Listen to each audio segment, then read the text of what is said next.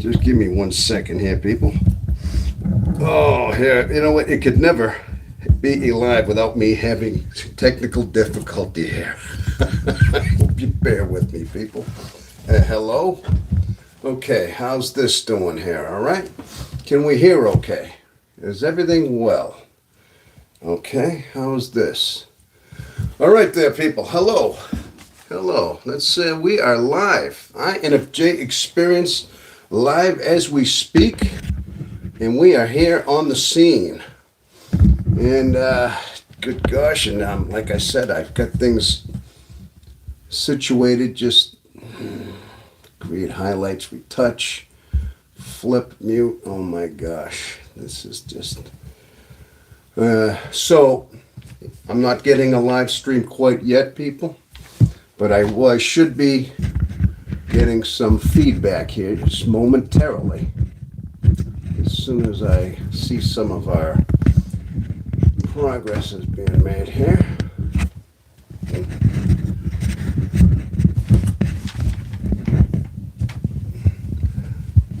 Yeah, again, it says that I am live for 2 minutes. And as I always expect, you'd think a guy like me should be more prepared. I think I get it all going here. I get these cameras set up. Something happens, and I just have to do something to. Okay.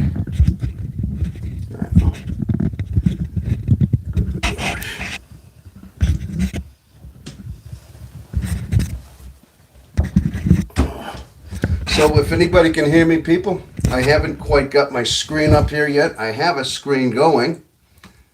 I have but I don't hear anything yet. So it's showing that I'm live. I'm showing live here, but I don't have it on my laptop yet. So usually it takes a little while to catch up here for some reason. So I don't have the actual live screen going just at this moment here. So you got to bear with me, people. Yeah, bear with me. Yeah. Well, if that's a bear with me, then I better be careful, huh? Better get me. I'm just kidding. Couldn't help myself. Now I'm getting a little nerved up here, people. Sometimes I just can't get these things to. Okay, so people, how is everyone doing in this fine experience of ours? This fine INFJ land here. I hope we all are doing well, fine and dandy. And as you know, I'm, I think I just got it. I got the live, do I have that here? It's showing that I am live here. But trying to get it on my screen here. For some reason it's... Oh my goodness. This won't interfere with any of our time spent together, people. I can assure you that. We will make sure that we factor this in once all these technical glitches are unglitched, I guess you could say. So, all right, where are we? Oh, there we are. We're right there. That's the... So, join a conversation, interact live. Open panel. Videos about... Why is it?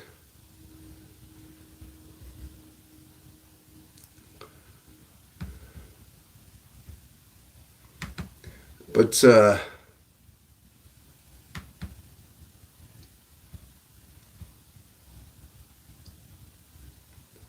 this one is live.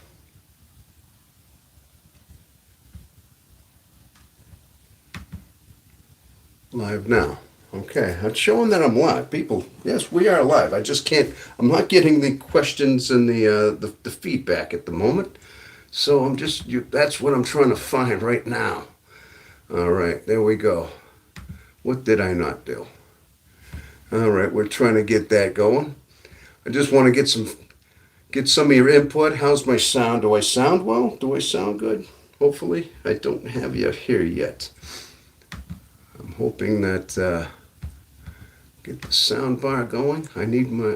I'm still not showing any chatting here. I'm trying to get my chat bar. Usually it takes a little while. Sometimes it just appears, comes in.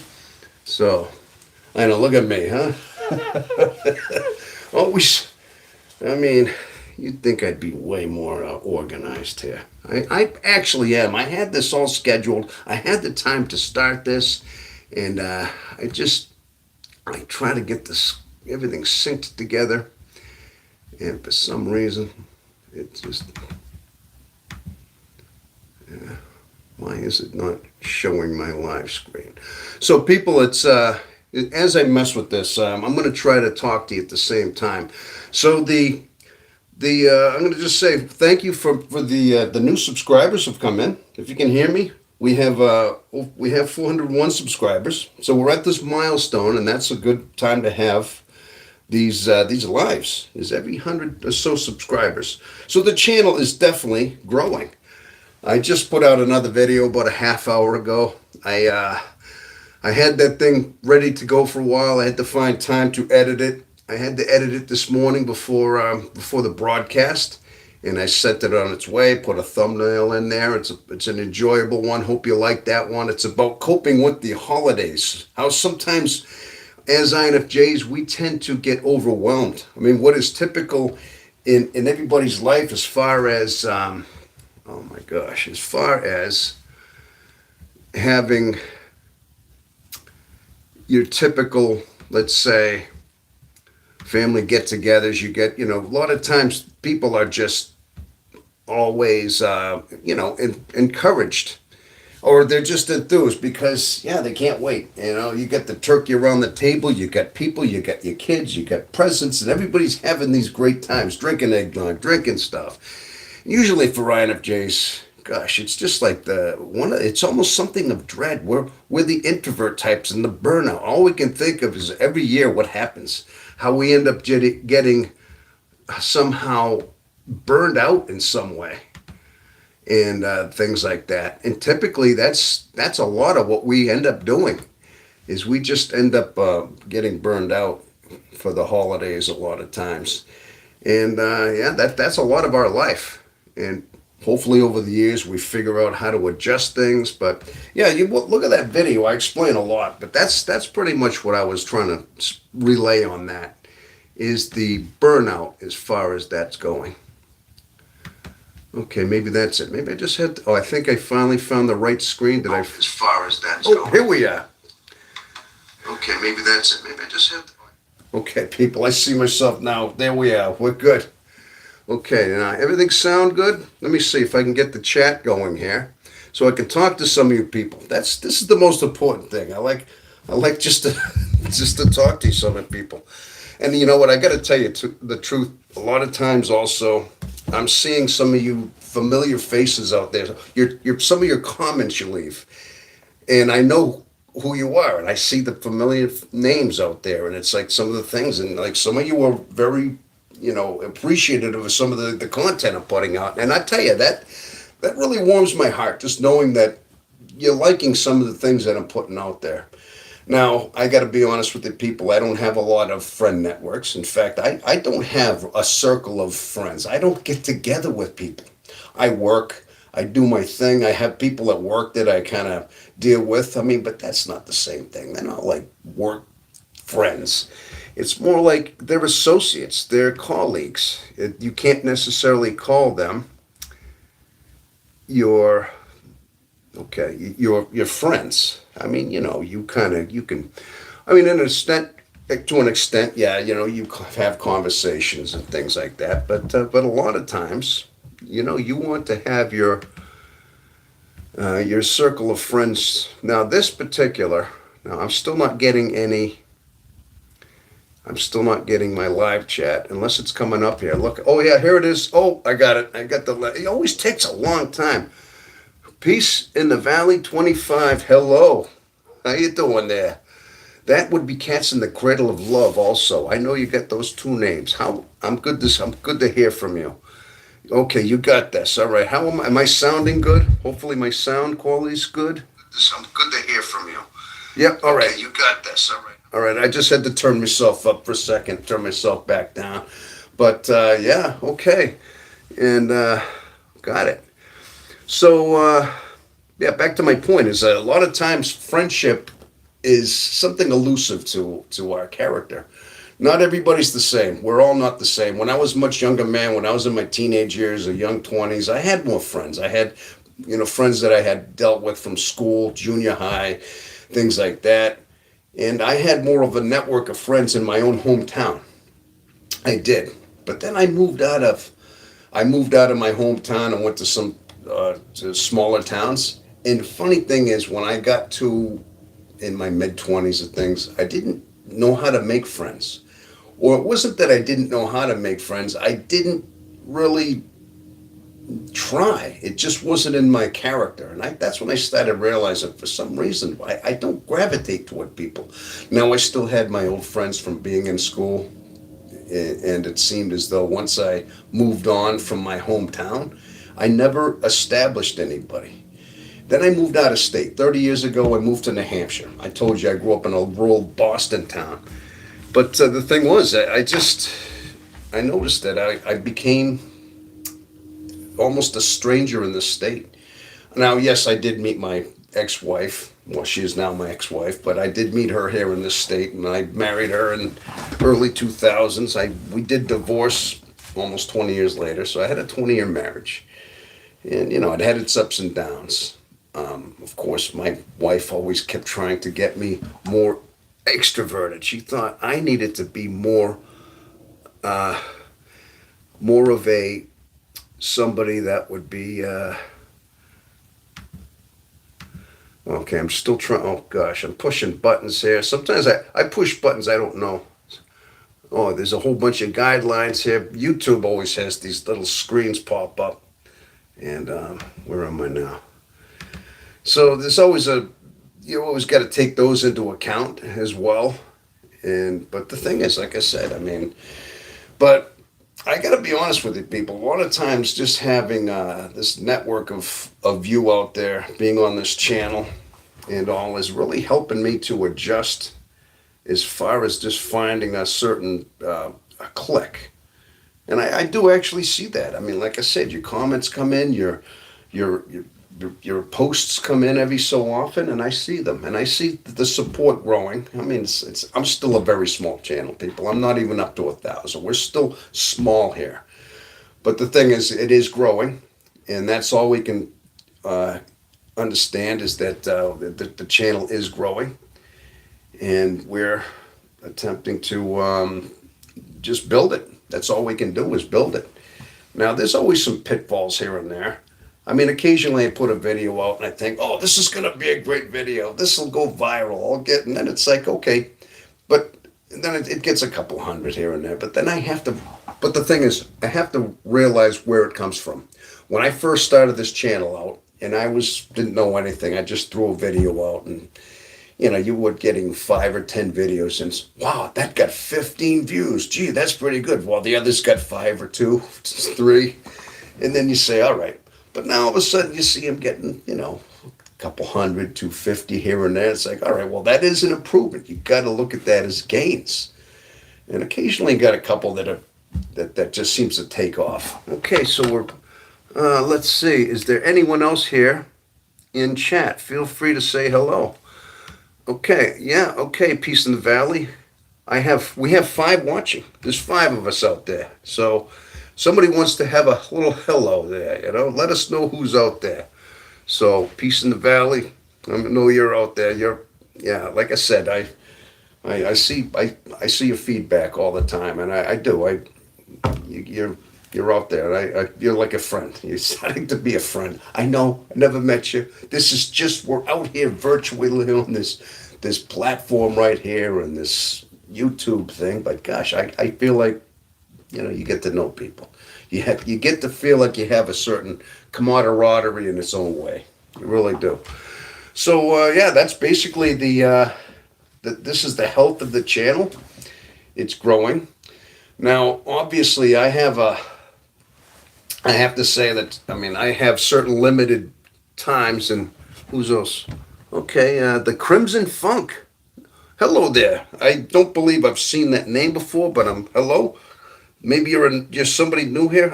I've never seen that name, but that's awesome. The Crimson. Howdy, everybody. Good to see you. And we have Art and the Journey. Hello from Philly. I would say Philadelphia. Oh gosh, there you go, Philadelphia. How them Eagles doing there, huh? Yeah. I haven't really followed too much football lately. I've been kind of busy. This YouTube channel really keeps me busy. It really does in so many ways. So yeah, good to see people coming on in here. Yeah, but bottom line is that's a lot of the not big into football. Not a big football fan. Yeah, that was kind of almost like automatic response. How's the Eagles? I almost felt like when I got into watching sports. Now I'm a Boston guy myself. I'm a Boston sports team.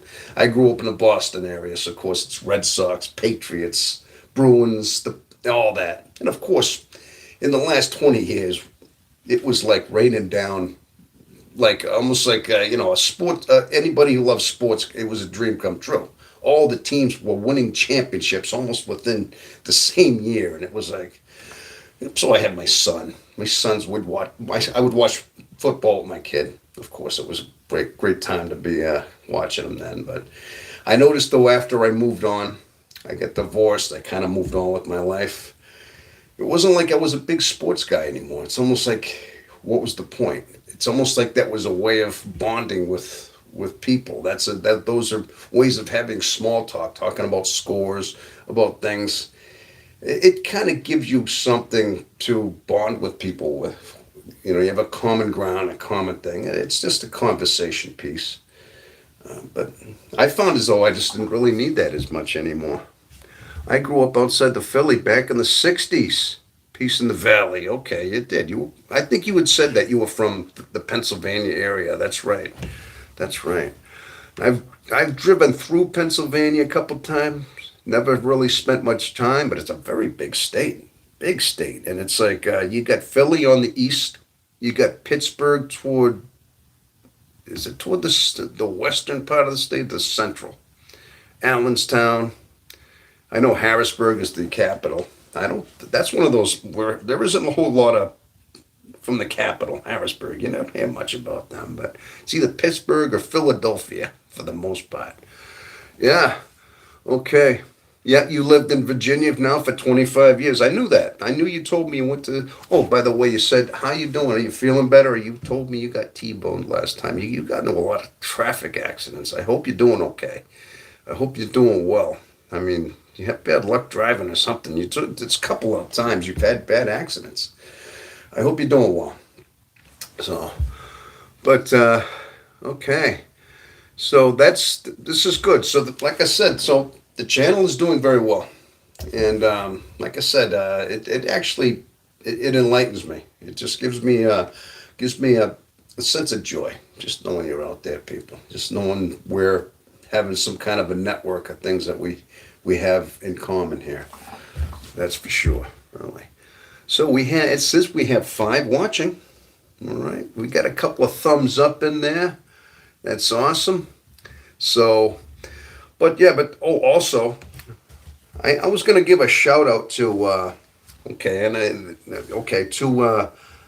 Camarilla D. Rodriguez, 5161. Give me a kind of said something about could I elaborate on our reluctance to continue on with our creativity. Now that seems to be one of those things, INFJs. I mean, as creative as the mind of an INFJ is, our imagination, you get the introverted intuition, the thinking. So we're always thinking in our head. And we're very creative. We have a way of just coming out with creations. And a lot of times you may have, let's say, a whole novel in your head. You've got this book going. You've got characters. You've got stories, plot lines, and then let's just say, if you're into the book thing, and you know the plot, and you're thinking in your head how magnificent it is because it's all there. But then when it comes down to putting it on paper in front of you just see what, it's like, okay, now this is this a 500-page novel? The whole daunting task of putting that onto paper, literally, or putting it into your tablet, into your computer, and whatever it is a whole other story. Because it's all there. The whole thing is in your mind. You have it there, and it is this labyrinth, and it's all there. And you're thinking how magnificent it would be if people could see this. But then it's daunting.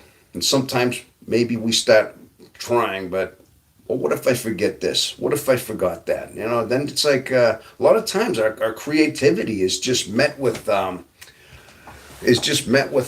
literally almost perfection. We're over perfect.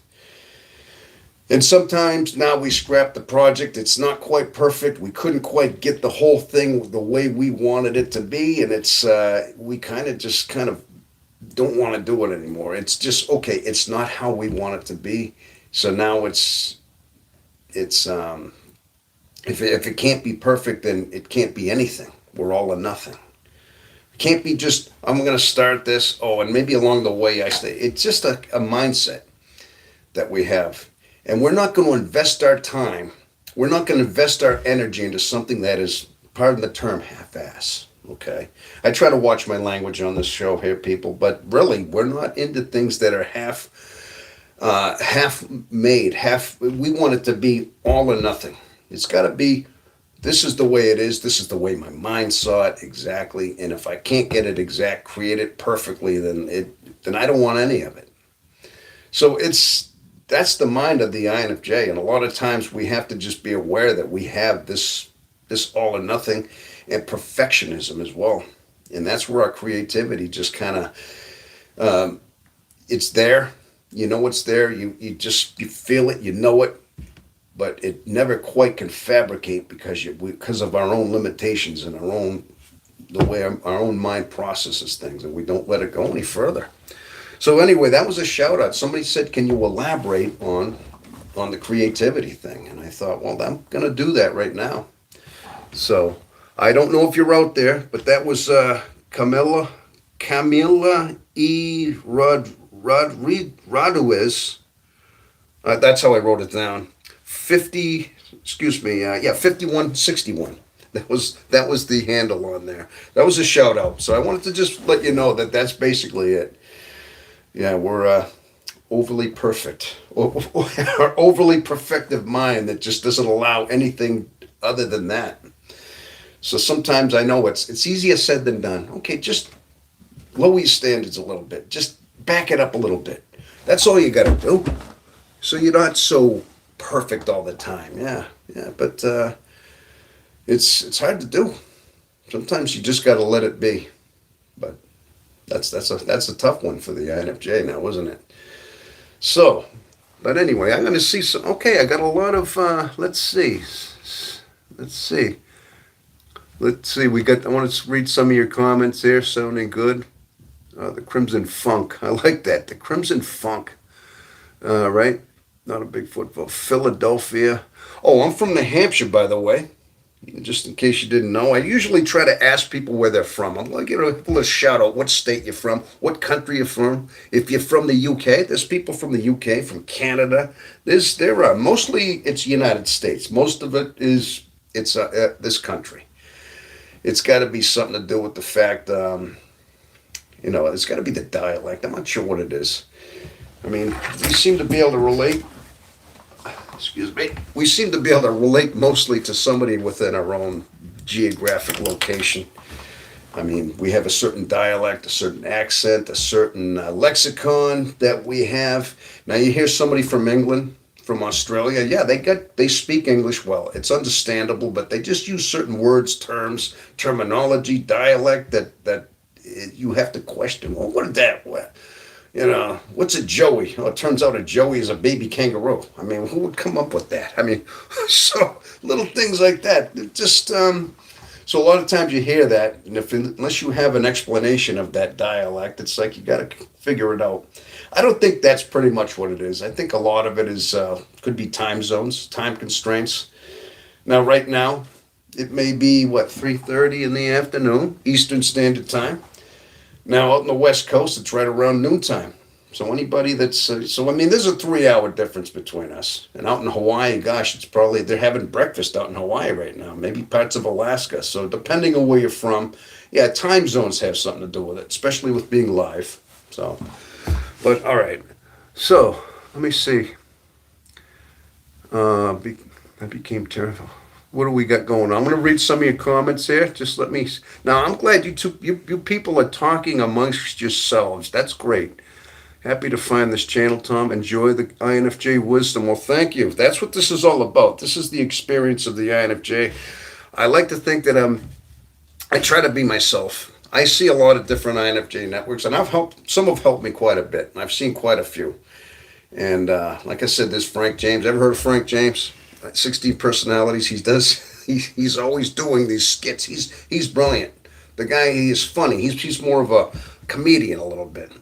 And he plays the different roles, and he puts the wigs on, and he's got the different clothes he puts on, and then he's playing himself being everybody. And these different, like, imagine 16 personalities being in a crowded movie theater. How do they react? And each one is like talking a different way.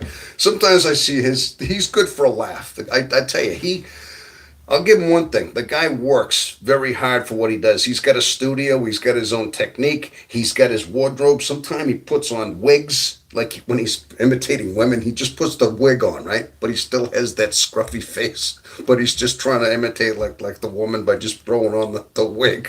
So he's got a certain style about him that's funny.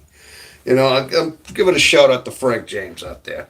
And he's got a huge empire too. I mean, the guy's got quite a following. He really does. He's like million something subscribers.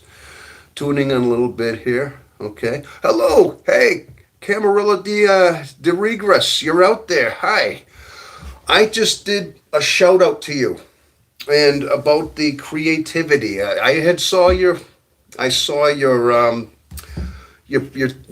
comment, and I just did that, and I just gave you a shout out.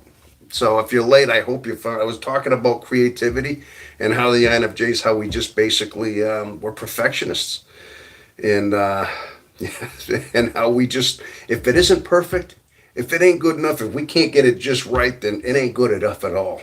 Basically, that's what it came down to. I mean, there's a little bit more in there too. I mean, that's the way our mind is. But we know we get this mind going now. We know a lot of times our mind is what it is, and sometimes it has to be all or nothing, basically. That's what it was all about. So, but thank you. I'm glad to see you out there. Now, hey, we got 6 watching now. That's wonderful. And, yeah, so, oh yeah. Thanks, Tom.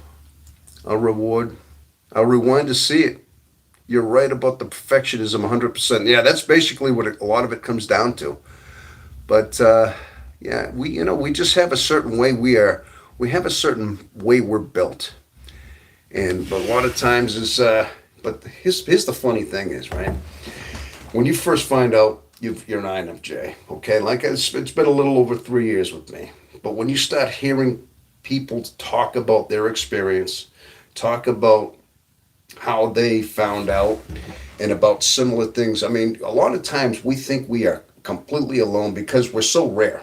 We are a rare bunch. I mean, there's like 2 to 1%, and you may never meet another INFJ. I mean, face to face in your life. You may meet one without really knowing it, maybe if you're lucky enough, but the thing is that it might be a rare encounter. Because of that rarity, I mean, you figure, I mean, less than 2%, that out of 1,000, that's like less than 20 people out of 1,000 are INFJs. I mean, the percentage is extremely small, and especially with men. It's even smaller with the men. It's like less than 1%, as they estimate. So there's less than 10 men in the world out of 1,000 that are INFJs. I know I've thrown that out there before, but yeah. So a lot of times you hear these descriptions on YouTube, and of course these are in the videos, and these are broad scopes. And without YouTube, we probably never would have known much about the MBTI. because now we get channels dedicated to the MBTI, and this is a breakthrough. And this is where I found out about the MBTI right here. And I'm going to guess that a lot of you people have found out about the MBTI as well through YouTube, through the social media. And but the bottom line is, this is our link. This is how we find other INFJs. The fact that we're still spread out, we're not in the same room together, in the same hall together, but we're still spread out. Now we're on the same channel together. So that gives us that camaraderie. Even though we're rare, like I said, it's like you want to attract flies, you want to attract bears, then you put out some honey. Bears are kind of scarce, right? But if you leave your bird feeders out at the end of winter, bears are going to show up. So if you put the certain food out there that attracts certain things, certain animals, then they're going to find it. Okay, kind of the same idea with INFJs. You put enough of these out there, and when people start hearing the description of the INFJ, how they function, how they think, how they process, it's mind blowing. It's like, oh my God, I thought I was crazy. I thought I had a little bit of a mental illness. I thought there was something just a little bit off about me. People would say things to me through my life. I mean, I was called weird. I was called different. As much as you tried to be like everybody else, you'd start using words, phrases, quotations that were just not conventional. People caught on right away. You were different. I mean, yeah, they were smart and all. You were clever and all, but you were a little bit weird, a little bit crazy. And that was it. Oh yeah, they're smart. They're great people, wonderful people. Probably give you the shirt off their back. Nice back, nice people. But they're a little weird. But they're just a little eccentric. That was always the kind of the little backwards whisper about the INFJ. Okay? They just think different. It's like they're not quite normal. In fact, one time I had a friend of mine, way back, I think I was a teenager, and he stopped hanging around with me. I mean, it was like, he was one of the next door neighbor, buddies with me, like since I was 10. And around the time we started to, getting into being 18, 17 years old, all of a sudden, girls are coming in the picture, he gets a car. All of a sudden, he didn't want to hang around with me much. And then one of my other friends told me, I used to say, well, what's up with my friend Steve, okay? And my other buddy says, well, I don't want to tell you this, but he said to me, I just would rather hang around with normal people.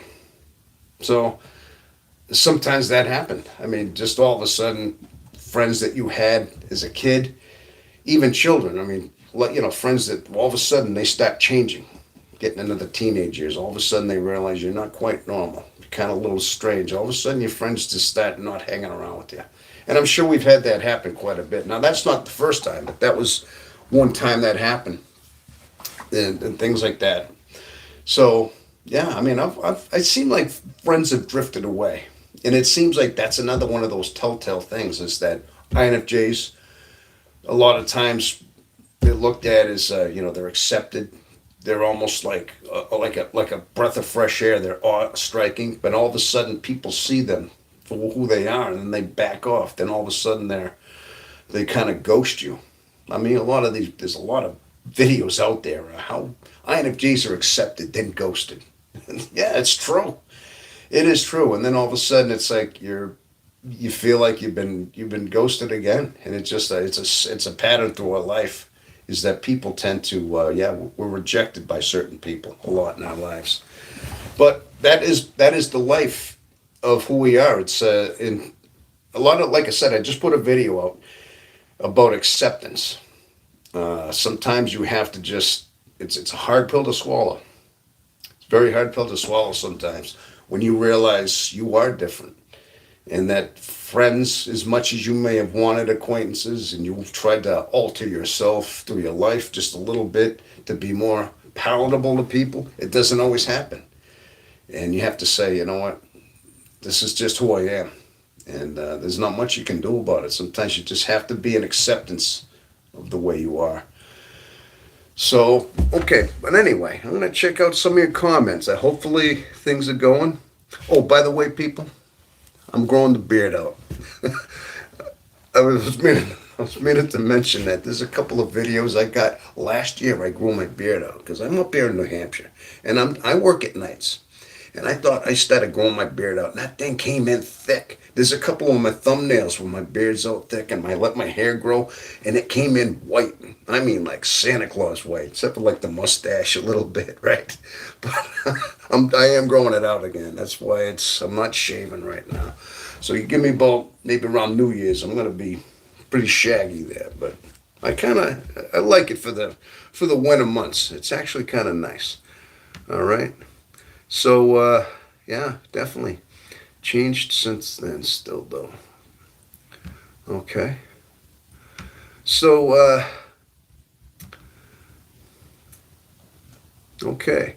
I'm just trying to check some of your comments. Anything going on here? Maybe a lot of, okay, we have 5 watching. Okay. Some people come in, they stick around. Some people aren't. It depends. But, yeah. Oh, okay, here we go. I'm scrolling down again. Okay, some of the more recent ones here. Okay, totally grateful to be weird. It does get lonely in the head of mine, though it is nice to have other INFJs to relate. Yes, Camilo Diaz. Okay, Camarillo. Maybe I'll call you that. Okay. Yes, like I said, it is what it is. But the thing is, once you find out, it is like I said. I have a video about Liberation Day. I mean, how finding out you are the MBTI type, the INFJ, because a lot of times we think we are unique. There's nobody like us. Sometimes we may think we have mental illness.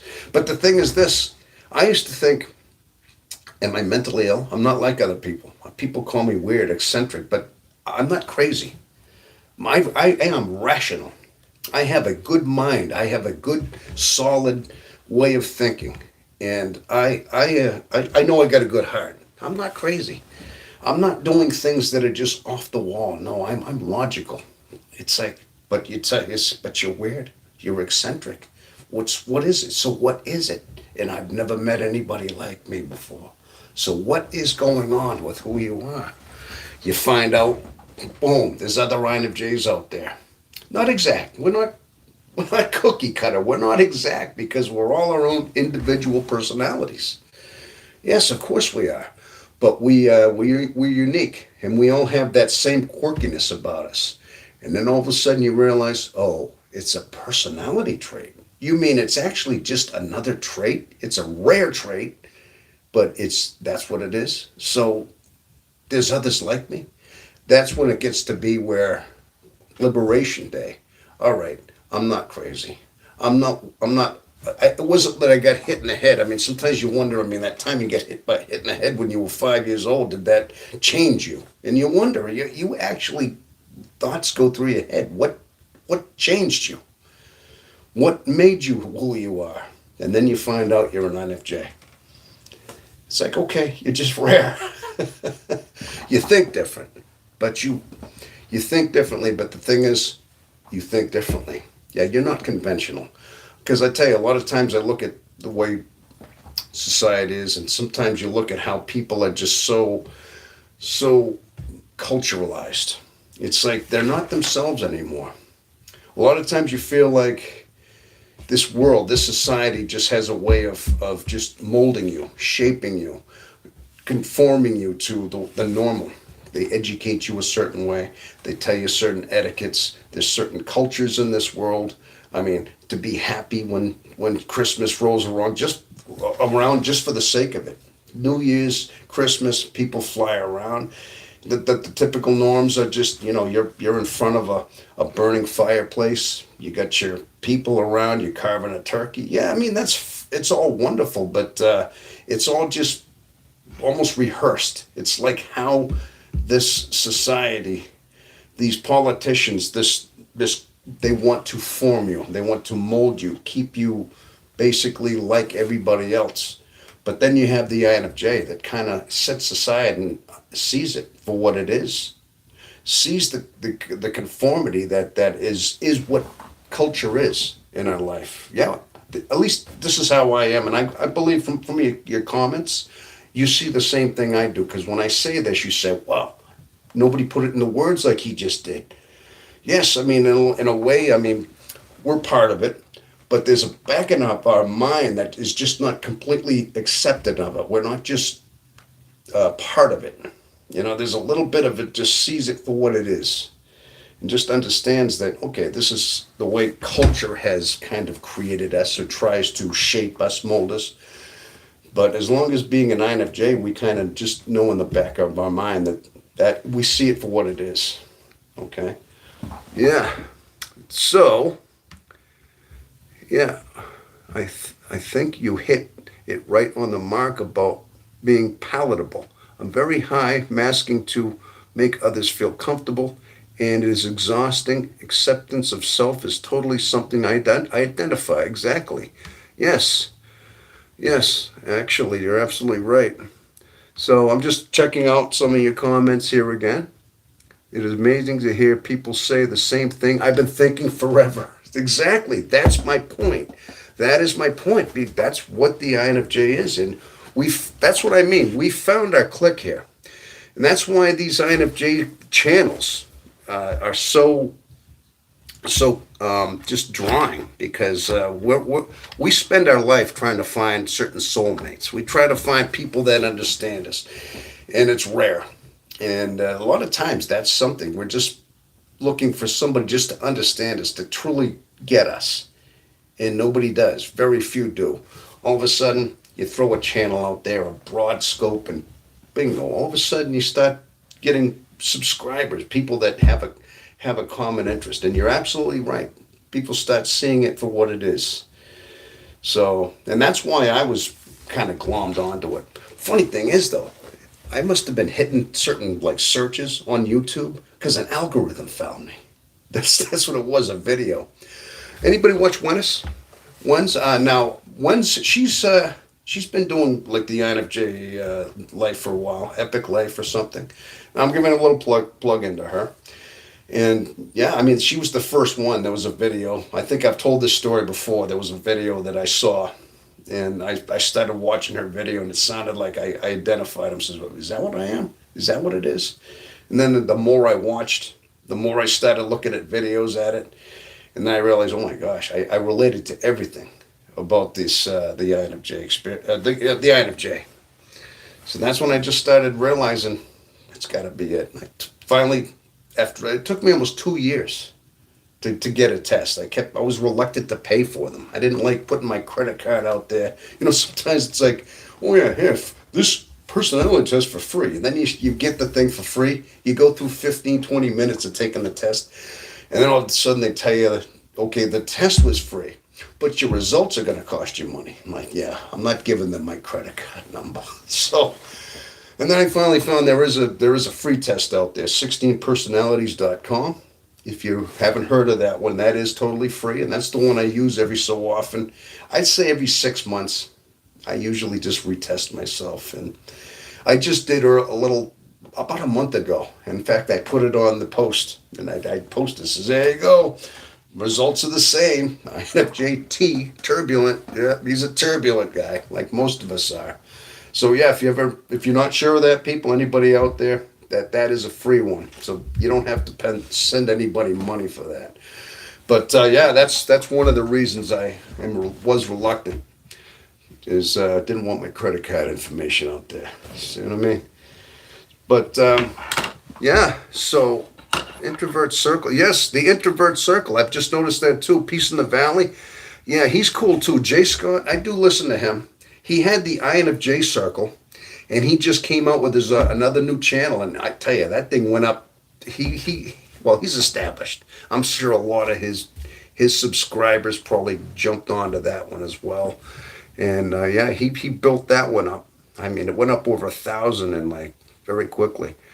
Yes, I watch Wens and the Introvert Circle with Jay Scott. Yeah, I watch him from some time. Yes, I watch both of them. Occasionally when they're on, a certain topic comes up with Wens and she talks about things.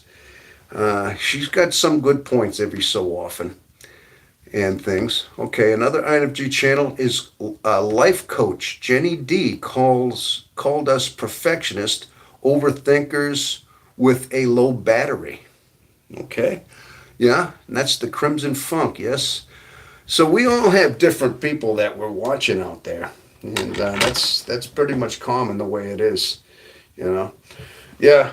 So, but the reason I decided to go with this genre, I had to come up with something, and I says, what am I going to come up with? I want a YouTube channel, so I thought, why not just have it, express my experience here. There's INFJs out there, and these MBTI types are definitely out there.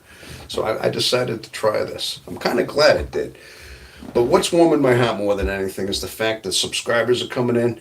You're on this, like I said, your comments. Just know when I see familiar names that I see pop up, and it really is, and I'm glad to think that what I like about it too is you're meeting more people.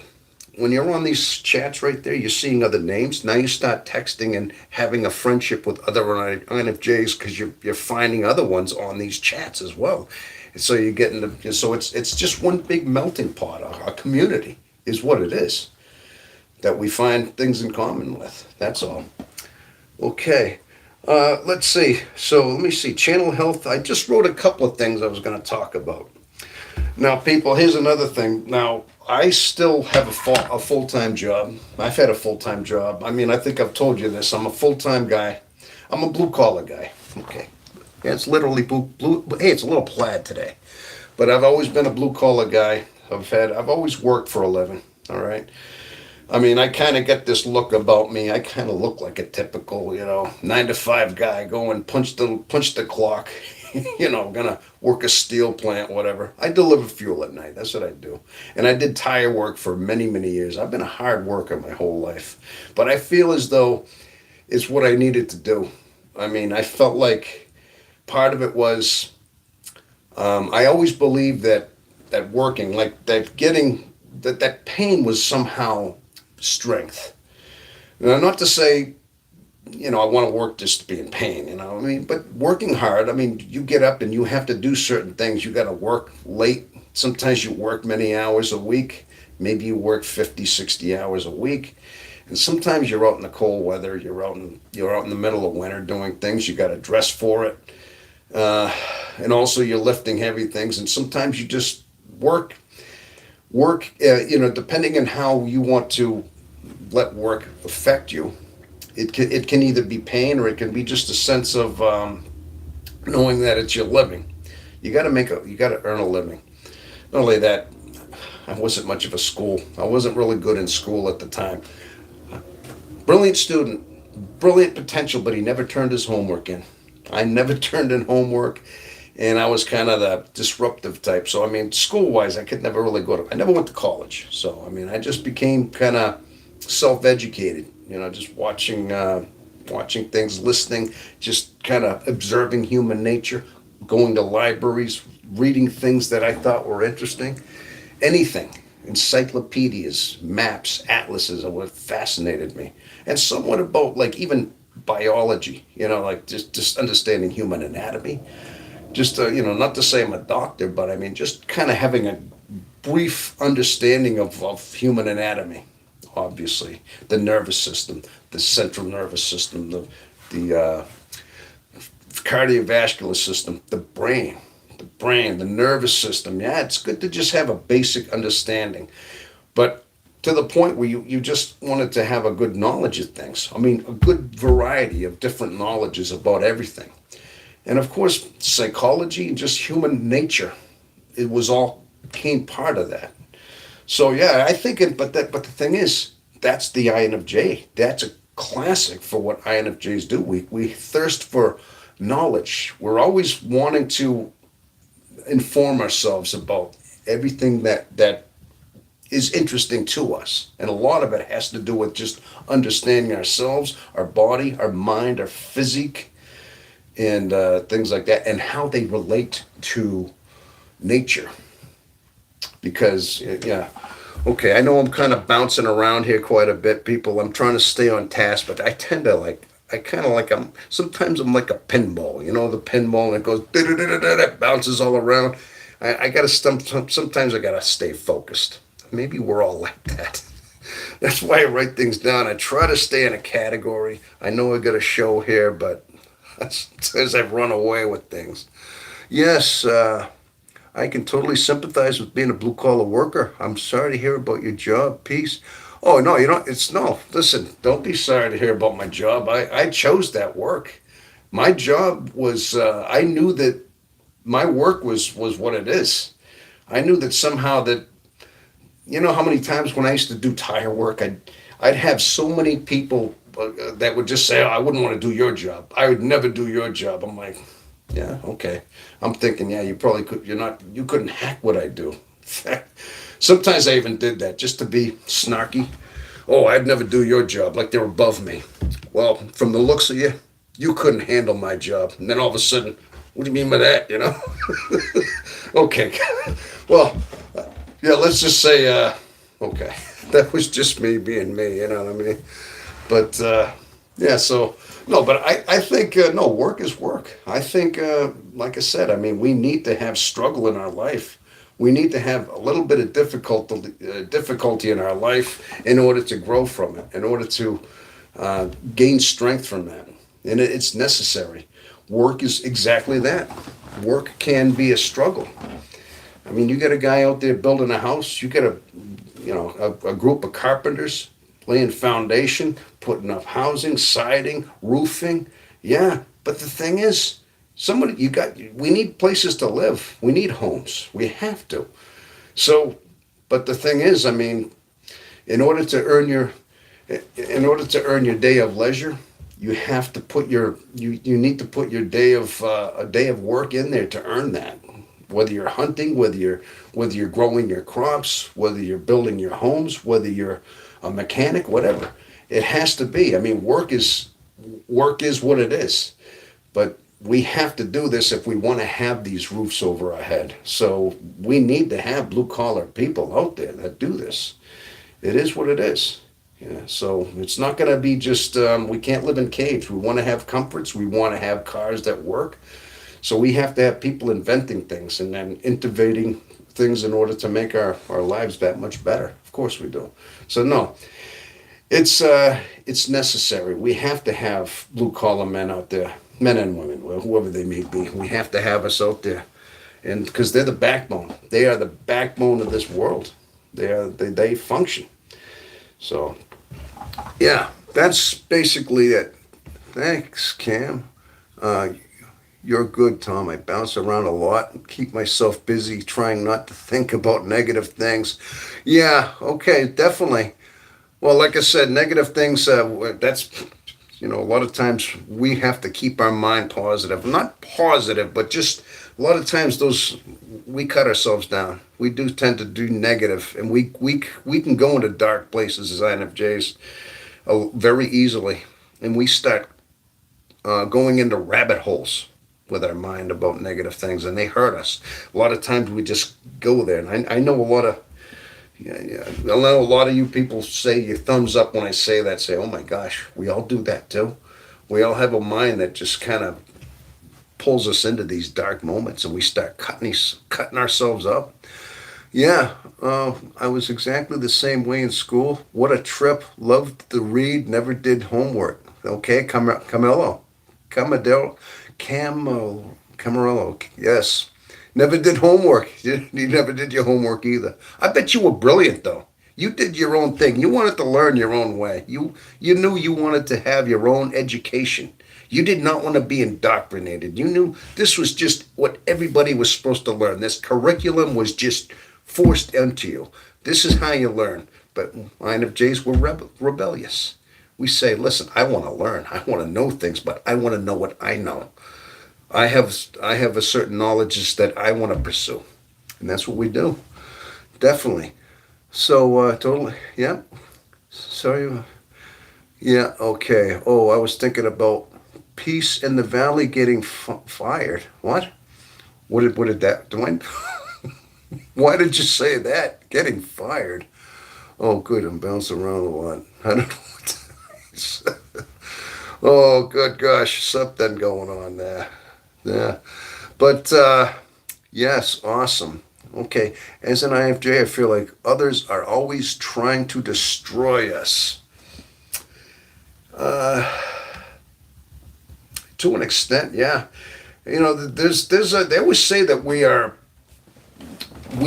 have certain, because we have empathy, because we have FE, because we have a certain way about us, that we drop certain people in. We do. Now, certain people would be. I think a lot of it is this. I'm going to tell you right now that I think a lot of it, there's a mixed feeling. Is that there's a bit of, I think I put a video out about acceptance and things like that. Being accepting who we are, for one thing, as loners.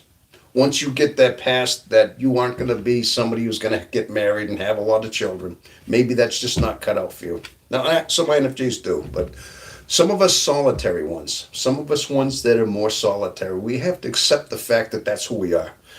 Whatever age it is, I started accepting that, well, especially after I had gotten divorced, after I realized that after having marriage, after being in a marriage, that I could never quite be alone enough. I felt myself drifting, trying to be alone, trying to recapture some solitary time with a wife that wanted to try to steer me into being more introverted, extroverted. You know, you should have more friends. I'm going to put a light on here. Let's see. Hold on. There we go. It's getting a little dark outside behind me. It's already getting dark out here. I can see kind of that purplish hue out there. But my point is that, yeah, my wife used to try to steer me into, you know, we need to find friends. A couple, like, you know, we'd have friends that had couples, you know, have dinner at their house, which was fine. I tried that. But you know what? I attempted to have more of a friend thing. I thought I've always wanted friends. Of course I did, you know, and you wanted acquaintances. But it felt like I didn't know about what the introversion was. I didn't realize that I needed this alone time. I did, but I thought I could override this. And there were times during my marriage where I felt exhausted. I'd come home and I'd want nothing more to just you know, go to my garage or something and tinker around. You know, meanwhile my son wanted his dad time thing, so I'd have to make time for my son when he was younger. But my wife was always saying we need to do more of this, and you know, but then she thought more extroversion, more friendship, you know, we need to get out more. You know, a lot of times she'd be like, well, do you want to go do this? No. I'm thinking, no, let them go, and I'm going to stay home. And a lot of times she'd do things with my son because I'd need alone time without really knowing that I needed it. But I felt exhausted through my marriage. I really did. I thought, and then it got to the point where I knew I was leaving. I had to move out. I was actually looking forward to getting my own apartment. It was now this is before I knew I was an INFJ. This is before all that. It's like, oh my gosh, we're finally breaking up. This is not happening. I'm moving out. I'm getting an apartment. And I was looking forward to the wonderful bliss of being alone. I just, that was one of those, and when I got alone finally, yes, I had a lot of adjustments trying to figure out that, okay, I'm alone again. And sometimes I would just, the reality of my marriage is over. But at the same time, my freedom is back. My mind, I can at least have a sanctuary of an apartment that is mine. I don't come home now, and so I started figuring out that yes, I need those certain solitary moments, and that's when I started rebounding. Though I mean, it's hard to think that I rebounded. Now, funny thing is, my wife, I bumped into her about 3 months later after the divorce. In fact, she was at a flea market we used to frequent. And she asked me, she said, oh, I want to have a cup of coffee with me? And she says, I was wondering if we could get back together again. And I looked at her like, I don't think so. I mean, for one thing, it was kind of a nasty divorce. It was a little bit. She got miffed about it. She filed for divorce. So bottom line is, I told her, no, I don't want to get back together with you. I'm happier by myself. I'm happier without you. And I said something like, and not only that, I mean, the only regret I had is I couldn't do it any time sooner. I couldn't do it sooner. Needless to say, she wasn't too happy about that, but I was telling her the truth. I just knew I couldn't get back together in a relationship. Not with her. I figured it's just going to go back to the whatever led us to this divorce anyway. It would just turn out that way anyway. Like, it's just already damaged. So I basically said no, and it's been like that ever since. But yeah, but okay, that was basically it. But since then, yeah, no, it's been 4 years. I've got divorced. I bought my own house. I've been here for 2 years. I live alone, but I need to. I actually need to. I'm happy this way. Now I get to the point now I remember my marriage. I remember living with my wife, having a family, and how exhausted I was, how depleted I was. And I had to come to that again, acceptance of knowing, Tom, you're a loner. You're a lone wolf. That's what you are. You have to be. You know, you might have wanted this life for yourself. You might have wanted to. You tried marriage. You tried a family. Tom, it was exhausting. You're not yourself. You're not thinking right. You can't be. You know. But once I'm free, once I'm by myself, I make better decisions. My mind is cleaner, crisper, sharper, and I can think better. And I know a lot of people they could never live like us people. I mean, if you're anything like that, and just the thought of living that way is enough to say, they're crazy. They could never live alone, never be that solitude. It's just the thought of it is like, no way. But this is our life. This is the acceptances we have to find and be happy with it. Yeah. So, but let me see some of your comments here, people. All right, anything new coming in? I know I get to talking a lot. I'm so sorry. Peace. Yeah. Yeah, yeah, okay. Live chat, hearing the board from everyone, relating across the board. Okay, so yeah, you get your own little conversations going. I love that. I love the fact that we're all this is our community here, We have our friendship here. I notice that every time I do these new broadcasts, I get a few new people coming in, a few more every time. I mean, now I got 9 watching. That's great. I think that's, we're holding an audience, and like I said, I mean, 400 subscribers. We're out here, and I sometimes I see they get rebroadcast. I mean, these are going to be rebroadcast at a further date as well. So, but if there's anything we'd like to touch on as far as is there any appreciating you sharing on marriage and coupling? Okay, no fighting. It is art in the journey. The company worked out. Oh, okay. Proceeding a 10-year breakup myself. Okay, Crimson Funk 10-year breakup. Yeah, I think some of us. Yeah, that's you're gonna find out. A lot of us, not exactly. We're not exact lives, but a lot of us had similar journeys. We've had similar experiences. Not exactly, but a lot of us we testify. And that's another thing. It's like we start hearing stories like the one I told. You're probably thinking, yeah, that's what I did. That's what happened to me. So there's so many times I hear other people's stories, and it's like, oh my gosh, they're like me too. That's unbelievable. So anyway, yeah, that's but I was gonna started streaming 63 minutes ago. Yeah, I can't believe it's already been over an hour I've been on here. Yeah, it is 4:07. Started here at about 3:00. That's awesome. So. Yeah, you told me that you've been divorced since 2009. My ex-spouse was abusive alcoholic. Well, that's too bad. Yeah, those alcoholics. I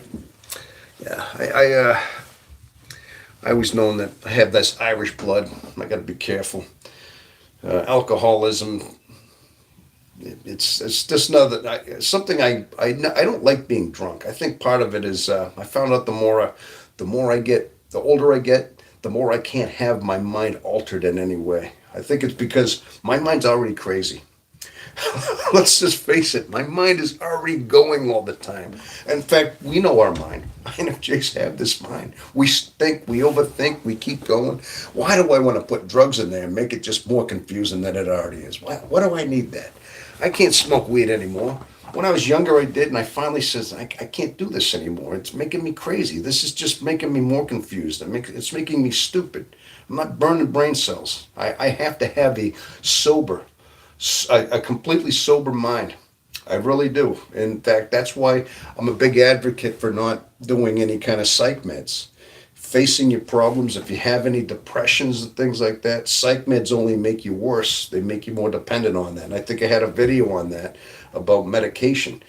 Now, unless you are completely suicidal or destructive or violent in any way, you might have to have that. But if you're just looking at to kill that little bit of pain, don't do that. Don't do that. You're only making your mind more feeble. You're running from your problems. You're not facing them, and ultimately, it's just going to make you weaker because you're not facing anything. When you don't face your problems, face your ills, it's only making you weaker, more feeble. So, yeah, but yeah, I completely agree about the psych meds. Yeah, well, yeah, because you're just altering your mind. You're just putting chemicals in your mind, and you're just making your mind. You're just creating a new reality. You're putting a little la la land in your mind. That's just because you can't face the truth. Now, understand. A lot of times, we think depression is awful, and it is. And it can be debilitating. And I told you, some people end their lives because we get depressed. And it is devastating what the mind can do to us when it is unchecked. When we let our minds run away and we let our minds just grab us and, we run with it and we're caught in that swirl of our mind, it could lead us to offing ourselves, taking our lives, and people do it all the time. So it is a serious thing. But part of it is our pain that we have, our vapid emptinesses, our lonelinesses that we have. It's our spirit reaching. I was always told that it is our calling. That our spirit is trying to find a completion with our Creator. It's like God's way of. Now I'm going to talk about spirituality now. This is another thing. I mean, I think it's a lot of it. It's because God is trying to reach us, but God is not going to just give us His grace. He's not just going to shine down on us. I mean, it's earned. Just like a tree, for it to be strong as it is in a forest, it might be 100-year-old tree. It didn't get that way overnight. It took that thing years and years and years of stress of storms and winters, summers, storms, windstorms, getting that strong. It had to earn its right to stand in that forest as tall as it is. Okay, same thing with that 10-point deer. Anybody in Pennsylvania, you love to hunt out there. There's hunters out there. How about that 10-point deer, that buck? He's got 12 points. And he's the most coveted prize in that forest because he's the smartest. He's the most sharp. He's the wisest because he lived that long. And he's also the most elusive. And if a hunter can manage to shoot him and get him on a trophy, then yeah, that's the most coveted. But my point is that our stresses, our depressions, our lonelinesses, our sadnesses are God knocking at our heart. You may think, why would God make us suffer in order to find Him? But He wants us to genuinely search for Him. But that's where these vapid souls come from. Because a lot of times we think that is depression, that this is somehow not good, to feel bad, to feel sad, to feel empty. And society tells us that we should never feel that. But this is God's way of reaching us. But we're supposed to face these things. We're supposed to face these internal struggles. And we're supposed to weather these storms in our psyche, in our mind, in our souls. Because this is what makes us, this is what strengthens us ultimately. This is what gives us our heart to be resilient. And but eventually, the magic part is these dark souls, these dark nights that we go through on our souls, they could elapse for months or so. But without running from them, if we face them, eventually we find a sense of peace. We find a sense of wholeness. It may not be literally. You're not going to see images of God. You're not going to see God. God does not reveal Himself in a physical way. God is not, that almighty guy that's sitting in his throne with a beard down to hair. He's not that. I mean, he's not a physical manifestation. We are the physical manifestation. God is that spiritual manifestation in nature. He's the mind. We are where he created us in his image. But he wants us to find him. He wants us to long for him in that way. See?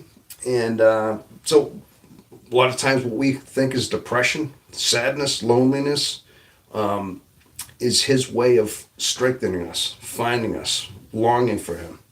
He who hungers and thirsts for righteousness shall be fulfilled. I mean, Jesus said this on the Sermon on the Mount. Blessed are those who mourn, for they shall be comforted.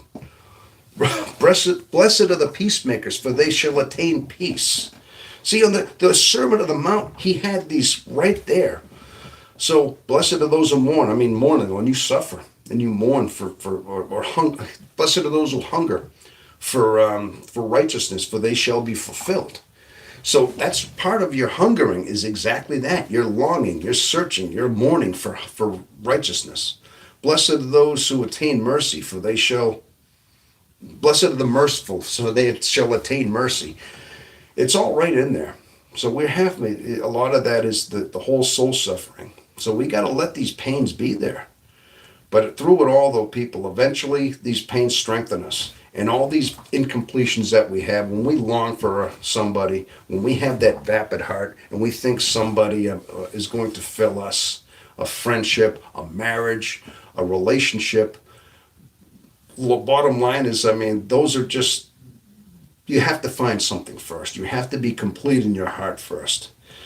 And the only way that I found it is just facing it. You have nowhere to go. Sometimes you might escape from this most of your life. You might escape into, let's say, substances, abuses, or maybe get into like just sensory things, until the point you come back to the same thing and say, I'm still going through this. I got to do this again. Now all of a sudden it's like you have no choice but to get right back to square one and look for God in that way. Eventually you have nowhere to go but to face this dark soul, this dark night of the soul, I should say. It may take months. It may take months. It's a suffering process that you have to let the tears flow. Sometimes you have to let the pain go. You have to let that depression ache in your heart. But eventually, it's almost like one day you wake up and the clouds just kind of lift. They just go away. And then before you know it, it's like, hey, I don't feel that anymore. All of a sudden, one day when it's all said and done, oh my gosh, I don't feel like needy anymore. I feel whole. I feel completed. And then you realize it was because you went through your dark night of the soul. And eventually you come out on the other side, but you're completed. Okay? And that's a lot of times what we need to do. We have to face our inner demons head on, and that's how you find them. Okay? And that's one of the reasons I started this channel too, is because it seems I had that awakening, and I thought, I got to talk to people about it. I mean, we need to find the truth, people, and that's how we find this. Okay, running from non-INFJs, what's that? Okay. I do that too. I have a lot of hate relationship in the society. Oh, I can't find myself. Oh, you're having a whole conversation right there. Okay, there you go. All right. I know. Tom's just rambling on. And you have your conversation. That's good. I mean, that's what we want to do here. The demons are outside of us. Oh, yeah. They're outside of us, and sometimes they're inside of us. And it's the ones we have to first cleanse ourselves of the inside demons before we can really battle the outside ones as well, if you know what I mean. So, but yes, this is so anyway, people, this is I look forward to these little live broadcasts here. These are really helpful for me. They really are. Tom, you were funny. Love this sense of humor. Yeah, okay. No, we were totally still listening to. No, listen, That's all right. I'm glad you're all having good conversations. I just like to check. I'm like, okay, what's the chat doing here? What are we doing on the chat? Of course, I want you to all listen, people. We are a community here, and this is what we're doing. This is like our hang around. Oh, by the way, people, I forgot I was going to tell you this too. Now, if anybody is in a an agreement, if you would like, I'd like to host maybe a live for maybe the week of Thanksgiving. You know, we got Black Friday. It wouldn't be Black Friday because, you know, I know we got obligations. Maybe you're going to do that Black Friday stuff and you have to go get your shopping done, maybe. I was thinking maybe that Saturday, maybe that Sunday on Thanksgiving week, and maybe even right around Christmas, right between Christmas and New Year's, have another live, okay? And that could be our way of just having our holidays together. You know what I mean? That's then we could just do that, okay? Hey, listen, it's all virtual. It's here on YouTube. I was thinking I'd like to do that, you know. So let's keep that. We'll keep that as a possibility. Okay, a couple of times during the holiday break, and we can do another live chat. All right, and hopefully by then we can have more milestones that we can have as well. So, but yeah, please, Thanksgiving live would be wonderful. Okay, there you go. There's one that says likes that. My dark night of the soul was brutal. I've barely been in the light this year. Oh, are you still in your dark soul? Um, Yeah, you know what? That's another thing. You know, INFJs understand this because this is, you know what? Even Carl Jung. You ever read Carl Jung's logic? The man was brilliant. If you really think about it, I believe he was an INFJ, but Carl Jung is the one who came up, obviously, with the MBTI. Well, you know, he came up with the whole guideline of the personality types, and I know it was fine tuned by the Myers Briggs and things. But he did say that the introverted intuitives, the four of them in particular. In fact, I've been watching videos on the introverted intuitive, the INFJ, INTJ, INTP, and the INFP. These four are the introverted intuitives, where that's our primary function. Okay, and it's the way we see things. It's that depth of our mind. It's just that depth on how deep the mind gets and things like that. But he also, I saw another video that said that Carl Jung said the most suffering soul of all the 16 personality types is ours. We suffer the most internally. I'm talking about spiritually, inside. We go through a lot of our life going through these bouts of depression, loneliness, sadnesses, and feeling isolated. It's just in our nature, and we go through this. And early on in our life, yeah, well before we know who we are, we just know that we have a painful life. And a lot of times we look outside of that and other people seem bliss to it. And a lot of times, you know, they're turning to other people for their guidance, their suggestions. And here we are all alone, pulling inward, going in our soul, you know, finding places to hide, you know, not to be seen. Because, I mean, and we're not out there crying. Very rarely are we out there crying to other people saying, oh, I feel so alone. I don't, you know, we don't do that. We do it in private. And we've been doing that most of our life.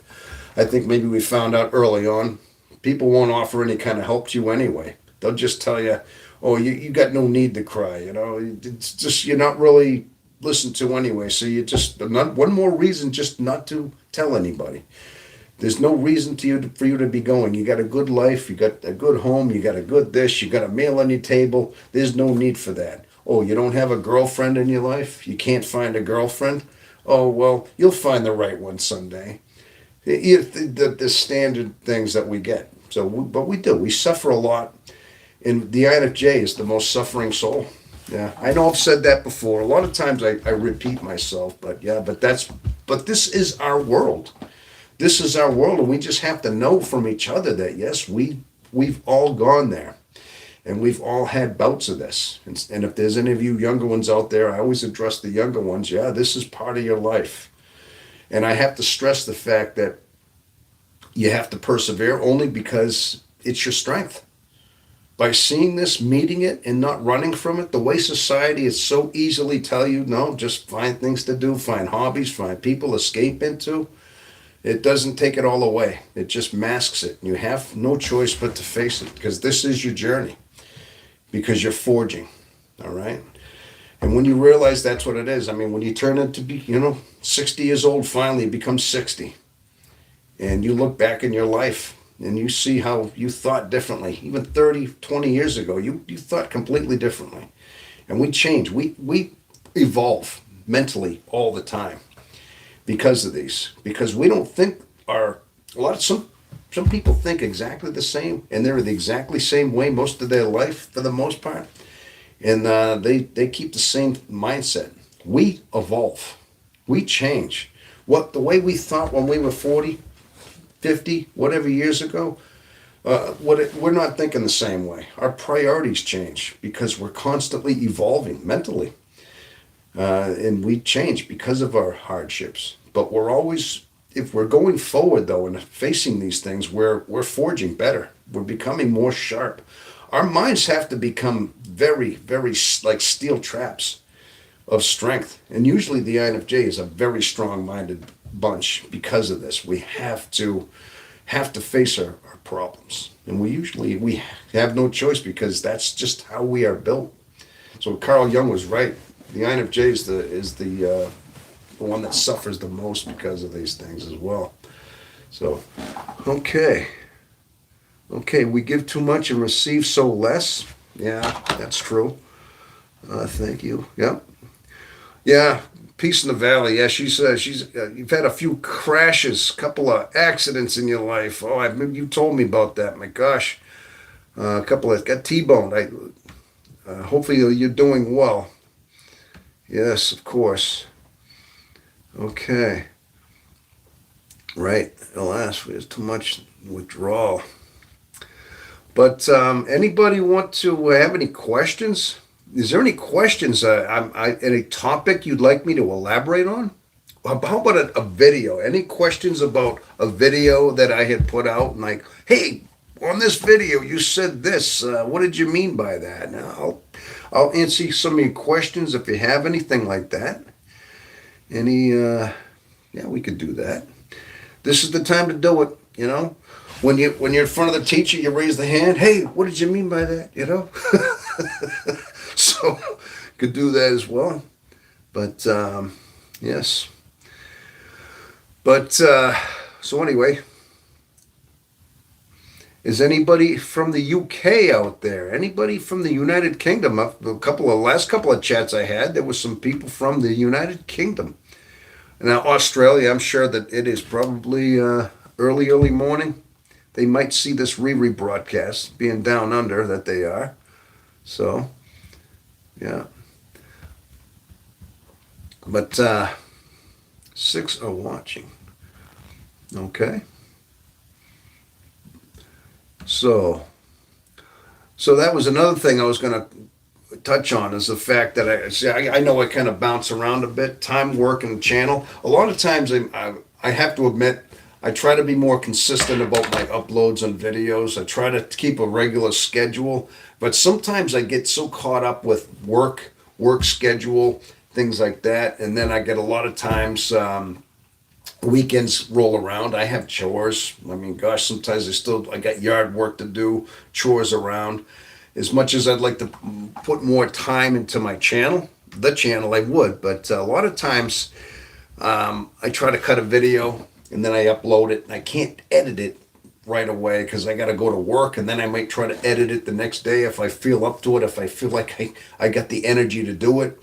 So a lot of times I do have to apologize for you, and I hope that doesn't discourage some people about my inconsistencies about putting videos like shorts and things like that, because a lot of times it interferes with my regular job. Of course, that one's the primary job. This one here, I'm still working on building the audience, building things. So yeah, a lot of it is this YouTube, and there's so much to learn. There's a lot I've had to learn. In fact, there's plenty I still have to learn about. Again, small channel, just got up to the 400 mark. It's growing, but I try to come up with decent content and things like that. But a lot of it is, Tom, what are your hobbies? Uh, I like to go on like YouTube, and I like to like make videos and like post them to people, and then sometimes I like to have these live broadcasts and things like that on YouTube, and so I'm kidding. So this is a little bit of my pastime right here. I mean, this isn't all I do. I mean, of course, but my hobbies, yeah, I mean, I get in and out of hobbies. I tried video games. I don't really play video games too much. Yeah, I like doing this. I try to maintain the house a little bit. Since I bought the house, it's just a small trailer home. I get a little backyard. I try to make sure I keep my house going. Tom, actually, outside of you, or of course, no, I know. That's what I'm trying to. I was actually joking with you, Peace in the Valley, about that. I'm not saying this is it. I was just saying that of course, there's hobbies. Geez, I like to say at work.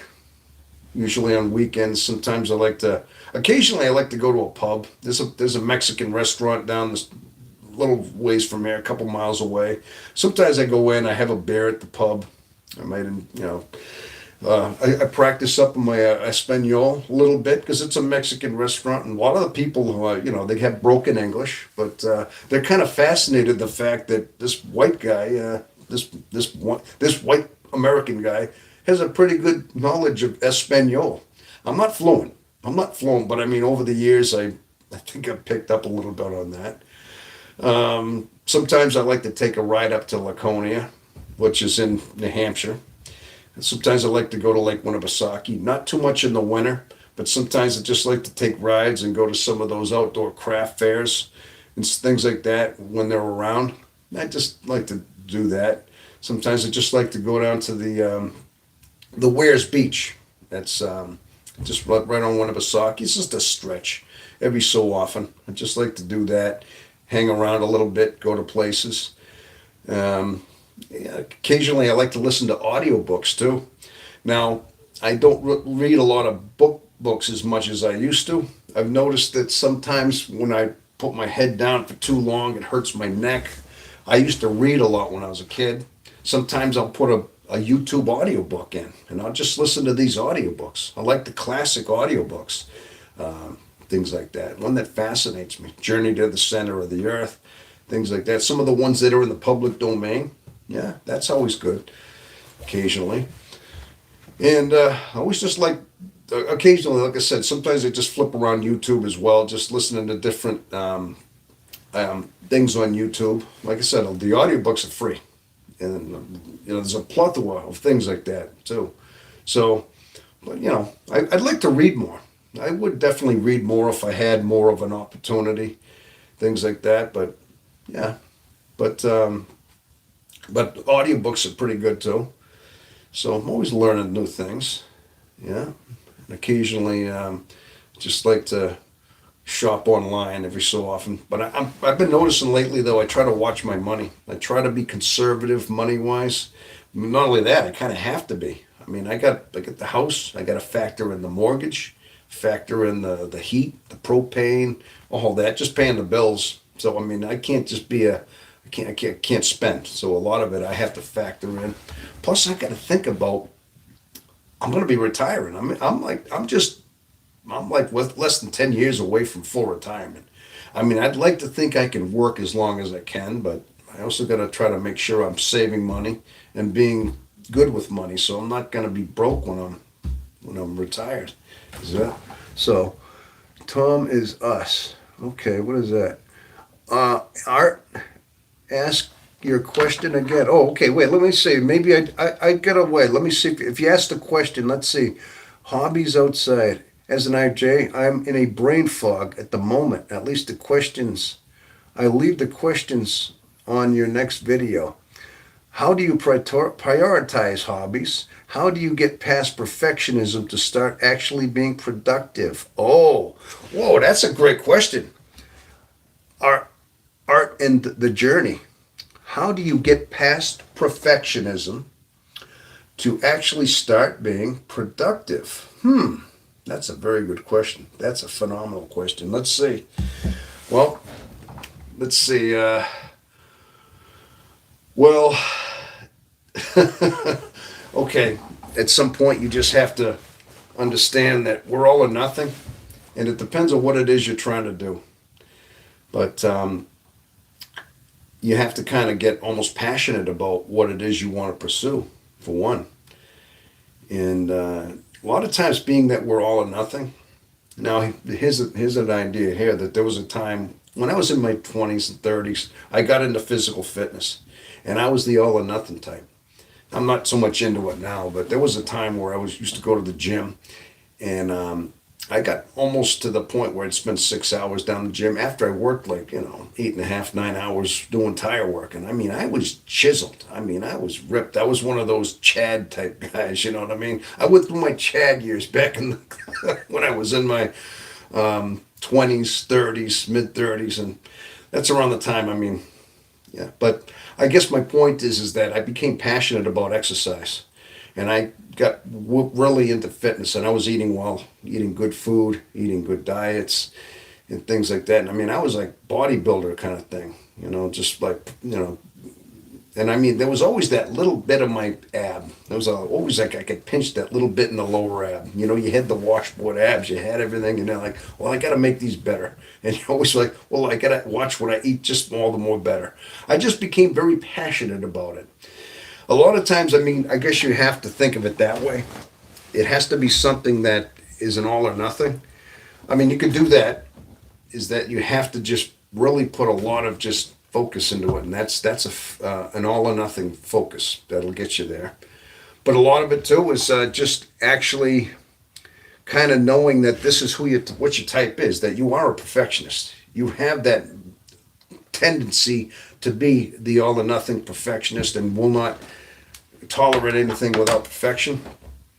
If you can within yourself to maintain it and just know that you're striving toward your goal, your creative goal that you want in your life, and you have no choice, and you just want to do it, and know that you can work out the flaws as you move along, but you have the foundation. You have to put that general foundation into your goal and stick with that. And all the little fine-tuned things, don't worry about them. You're going to have to just know. But you have to almost override your own tendency. You're an INFJ, you know that?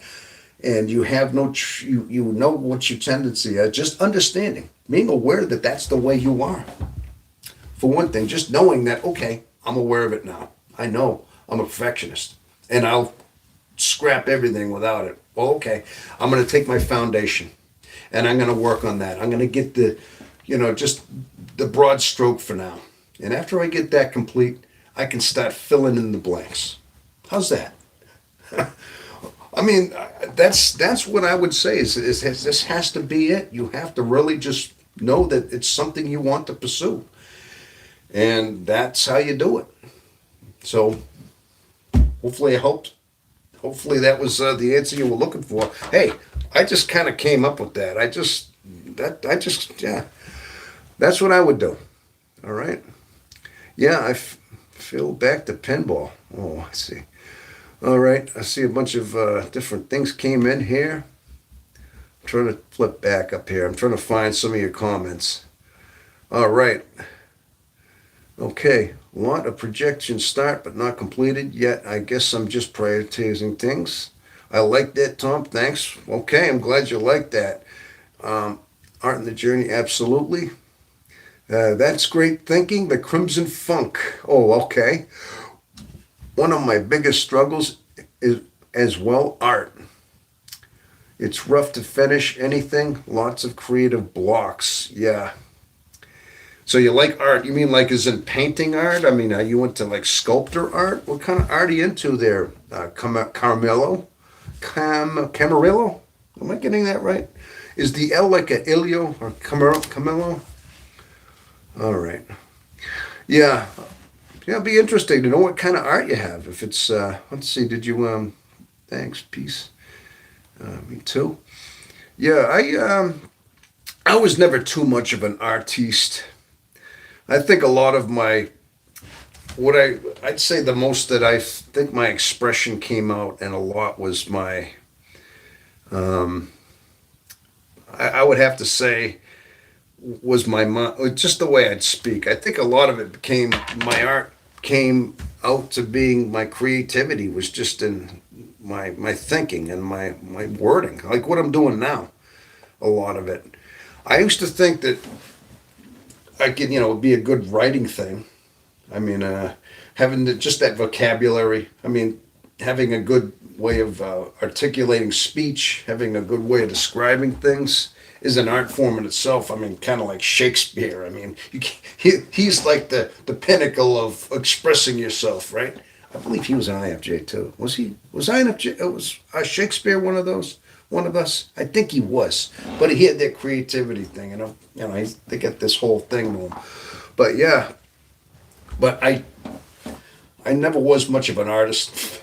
I mean, I tried drawing things. I never really got too much into actual physical drawing of arts and things like that. It never was my draw. But uh, so okay, wait. Let's see. Let's see. I paint and draw. I'm working on an illustration portfolio. Nice, nice. So that's it. Illustration portfolio. Art. The Crimson. Oh, are you a musical? Oh, I enjoy music. Yeah, I'm a singer. I can sing actually. I could have been a lead singer in a band. I've told this story before, but I didn't want to end up going down that path.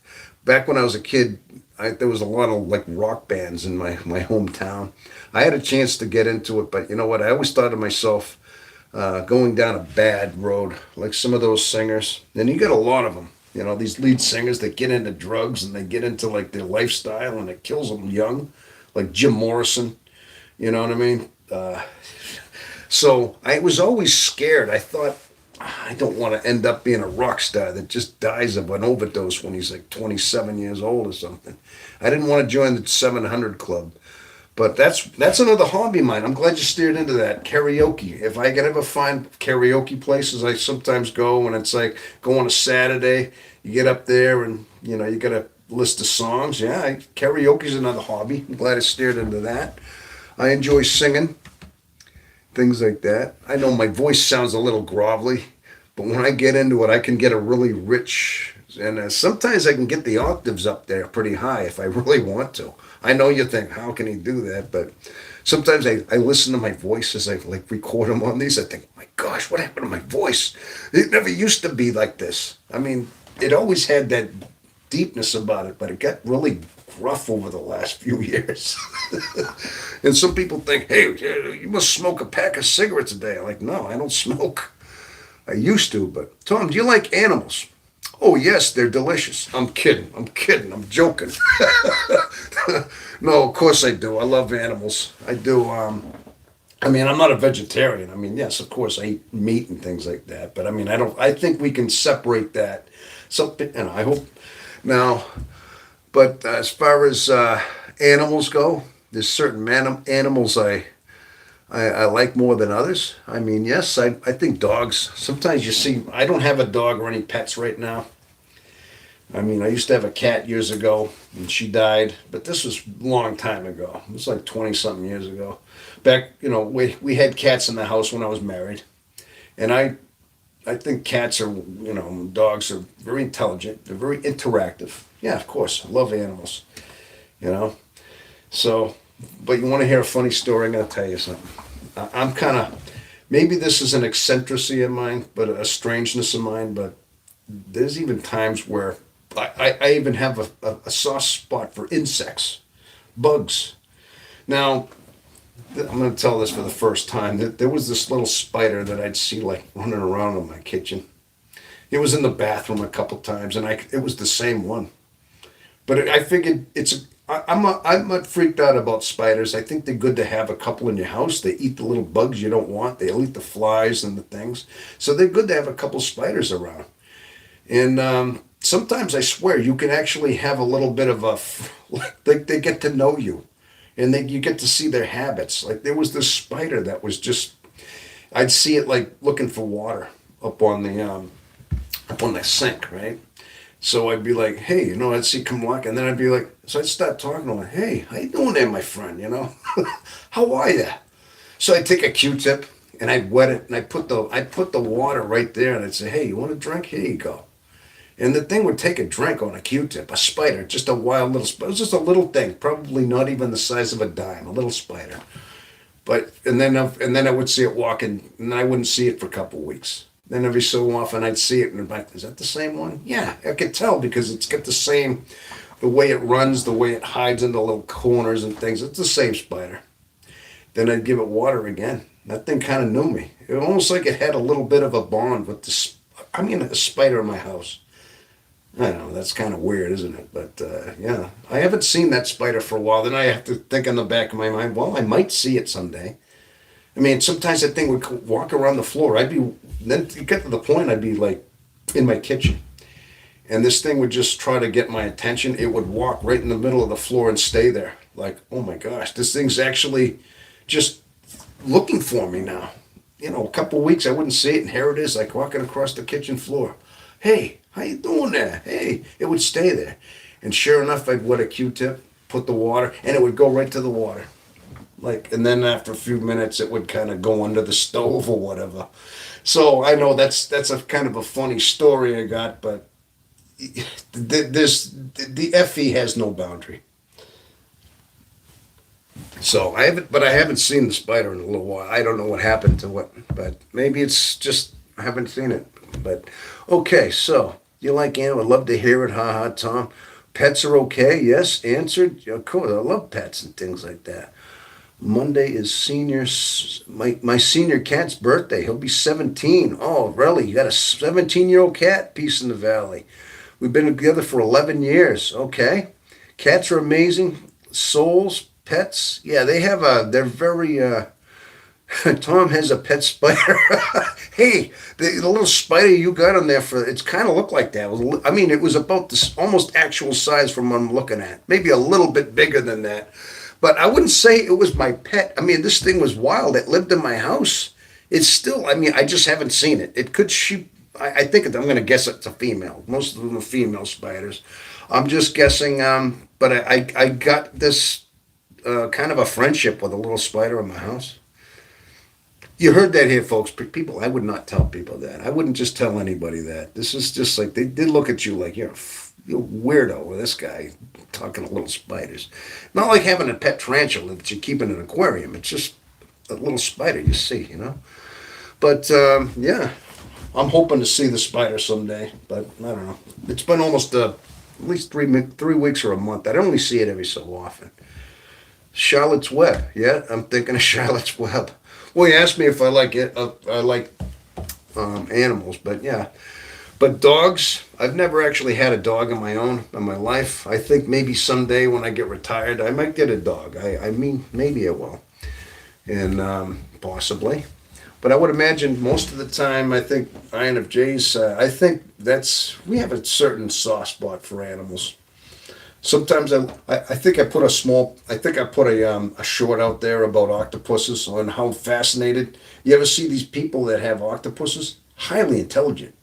Just like looking at these octopuses, and they figure out puzzles. You get them in a tank, they put these jars in there, and they got a crab in there, and they crack open the lid. And then I've been watching some of these videos, some of these other ones, they got like mazes, and these things know how to like navigate through mazes, and then they get out of the water, they find ways, and they get into these different parts like they're escape artists. These things are highly intelligent and things like that. Just octopus, and they're very interactive. They look like they like you, they cling to your hand and things like that. So there's certain animals you would never think just by looking at them, but an octopus has like a personality all on its own, and every time it's like a chameleon in a way too. Go figure. Its mood, its emotions shine out, and it's like colors. It can turn colors immediately. It goes from like a yellow, and then it almost turns blue, and it can match the terrain and the bottom of the ocean. It can look like a piece of coral. It can look like the bottom of a sandy sea bottom. whatever. It can blend in. It even can put little spikes on its head to make it look like grass, and its tentacles can look like swaying grass. I mean, it's amazing how that thing can just camouflage. What kind of intelligence does it take? Sometimes I'm fascinated with animals like that too. The octopi, you know. Oh, somebody, what did they do here? Peace. Maybe on Thanksgiving you'll see the spider. Yeah, maybe. The octopus videos are my favorite. Yeah, yeah, they're really something else. Animals like that. I think INFJs are compassionate to all living things. You know what? I got to tell you something, people. I've been the type where even as a small kid, I think I've said this before, but I would see I would see bugs like in puddles, like I say a fly just like was still alive, and you knew it would hit a puddle, and I'd be just walking there. Maybe I was even on my job. Sometimes I'd be doing a job and I'd see like a bug like in a puddle swimming, like, and you knew this thing was gonna die, it was gonna drown. I'd scoop it out. I'd scoop these animals out and put it on a leaf, kind of just think, all right, you know what? I think I was just there. I mean, even bugs, you have a soft spot for sometime, you know, because they're alive. They're still alive, you know. So, yeah. So let's see the octopi videos. Yeah, maybe Thanksgiving. Yeah, maybe I will see my spider. But sometimes I think, you know, I know they don't live a long life. I know they only they live for like maybe a year, maybe two. I mean, all the smaller something is, their lifespan isn't as long as an animal. It's months, years, but it'd be nice to think I could see, you know. But like I said, I don't mind an occasional spider because I know that they're kind of beneficial. They eat the bugs in your house, and I think they have a certain. We underestimate the depth of their intelligence, of their capacity to have a bond with things, because it's hard to tell because their reactions are just what they are. They run. But I'm telling you right now, this spider knew when I would put a Q-tip on the floor full of water and it would actually go out to it and take a drink. Like, it started knowing that it's at least going to get a drink from me. And yeah, and it seemed like it was looking for me sometime. And it seemed like the last couple times it looked like it was looking for me, like it wanted to get the water. I don't know, just things I observed. So, yeah, what's he been out of the biggest hardship to overcome? What has this been as one of his biggest hardship? Is that a question? Are you asking me what's my biggest hardship I overcame? Is that a question? My biggest hardship to overcome. What was that? If that's what you're asking for a question, I'm going to say that my mom dying. I lost my mom and I got divorced at around the same time within the first couple of weeks. And this is just after I got divorced, after I left my apartment. As I was in the process, my mom passed away. She was 88 years old. And she was in a nursing home, and it was during the time where you couldn't go and visit people in the nursing home because of COVID, because they were in the lockdown. So I was starting just before COVID. I was starting to visit my mother more often. I'd start going, and then all of a sudden COVID happened, and I couldn't go to visit her as often. So. And I wasn't able to talk to her as much. But then all of a sudden, so during that time, I couldn't see her. You know, I don't think anybody could see our loved ones during that time.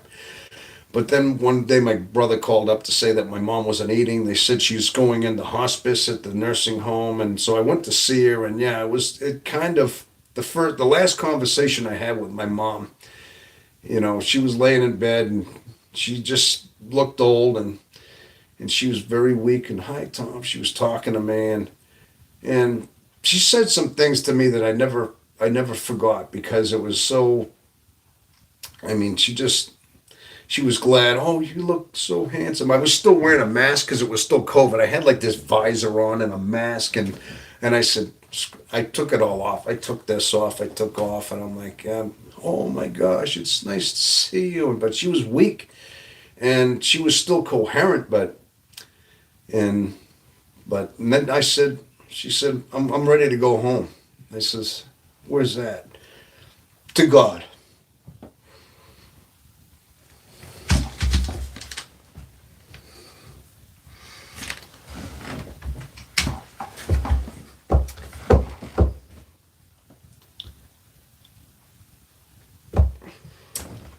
Just give me a second here, people.